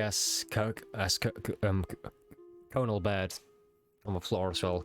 He kind of begins to did you hear Elijah's question? I'm not sorry. Oh, I It asked could happen. I asked the guy what his name was. Oh, me? I'm Balian. Balian the Black. You are? My name is Lugos. Lugos Berve. Lucen Balian. I want to kill him just as much as you, right? But do you mind if I ask him a few questions first? If you knew what happened to me in the forest, then you'd at least allow me something like this, right? Kind of stares for a few seconds, a very kind of intense glare. You'll get your sweet revenge soon enough. I won't take it away from you, I promise. He kind of steps forward and he takes his great sword and puts it down in the mud once again, kind of. Oh, well, be my guest. As he kind of gestures towards, but as he steps forward, he takes his foot off the ankle of Conal, and you see as he kind of scampers backwards a few feet, and you see he begins kind of convulse on the floor. He's like, "No, I don't mean to do anything." I wanna do that thing where like I step over him. Wait, you said he's convulsing? Yeah, he's kind of convulsing on the floor. You see as his limbs kind of begin to. I'm gonna grab Lugos and yank him back. Yeah, he begins kind of like almost transform. You see this thick hair kind of, his jaw goes out forward and his teeth just come out. His ears kind of get bigger. On the shoulder. And he just. You're welcome, Lugos. And he grows into this kind of 7 foot tall, horrible kind of bestial black, like thick black wolf with like purple specks in the fur. Just, and as he's transforming, you can hear his voice kind of turn from kind of no, please no, please kind of. And he stands up in this like full kind of a bestial werewolf form. And he kind of stands tall and he takes out his claws and fixes his gaze at all of you. And with that, we will end tonight's session. What? Can I do a quick history check? You can. I'll allow you to quick check. Thank you. I wanna see if, or know in history books if you get bit or scratched by a werewolf, if they transform you, if not, because if they do, we gotta all keep our distance. Okay. Yeah, all of us. Can you remind me what the general's name He as is a noble? Conal, like it's spelled No, it's not spelled Conall. Like, I think it's an Irish first name. Oh, okay. Thank you. Conall Baird, like B-A-I-R-D. That You one. don't know, but from Wow, you really are trash. You just rolled 2 nat ones in a row. How thanks, motivation. Oh yeah, that is such a wonderful bot. But from what you think, it's only a werewolf lord that can infect others. But you don't think this is a werewolf lord. Okay. I would know if it's a werewolf lord or not, right? You would, yeah, you've seen a werewolf lord before. This is definitely not a werewolf lord. Much less threatening, but still pretty high of a level of threatening. Yeah, but still kind of threatening. Okay. Just And with that, we'll switch back to the smooth jazz, and we'll wrap up today. Just the seamless transition into the smooth jazz. Well, that ending got intense quick. But Oh yeah. I will admit, the character was supposed to be like cool-blooded. It's kind of siphoned more and more into literally just Geralt of Riviera. Like I'm pretty sure even the voice took some cues from a TV series, like a weird kind of American Witcher accent. Spectre dust, gotta be. You see, it makes it hard because you can't kill someone when they're in front of a character you like or you think is cool, you know? Man, there like I think the Balian seems pretty cool. There was like one comment who was like, "I was born in darkness" or something. I was like, "I was born in death." That's what it was. He's like literally just that edgelord, edgelord character. He stares at you with his cold, beady eyes. His goals seem to align with Lugos like a lot. Like even his name is Balian the Black. Yeah. He's just the most depressing character. Yes, pretty much basically Bane. Yeah, I was born into darkness in the pit. So what you're saying is the sword that Joy gave me is silvered against werewolves. It is Damascus steel. It has a silver pommel. It may be silvered. You never know. That's so funny because I just gave my players a Damascus sword like yesterday. I won't say for definite. I was having a look at your outer garage chat and I saw that image. I was like, oh, Damascus steel. I haven't used that in a while. Right, Yeah, Damascus Damascus steel is really cool. I love the pattern of Damascus. It's so pretty. Yeah. Okay. So I think with that, we're gonna head off. We'll see you all back here next Sunday to pick up with this fight and where the party goes next, and how they deal with implications of having accidentally maybe killed a deputy townmaster because he's a werewolf. That'll be a fun political situation. Okay, so we'll see you all next week. Have a wonderful week, and make sure you stick around for the end card. Hopefully it'll work. I forgot to play it last week. I'll admit that, but I hope you have a wonderful week, and we will see you next week for the next episode of the Roundtable. Bye bye. Alright, bye. Bye bye.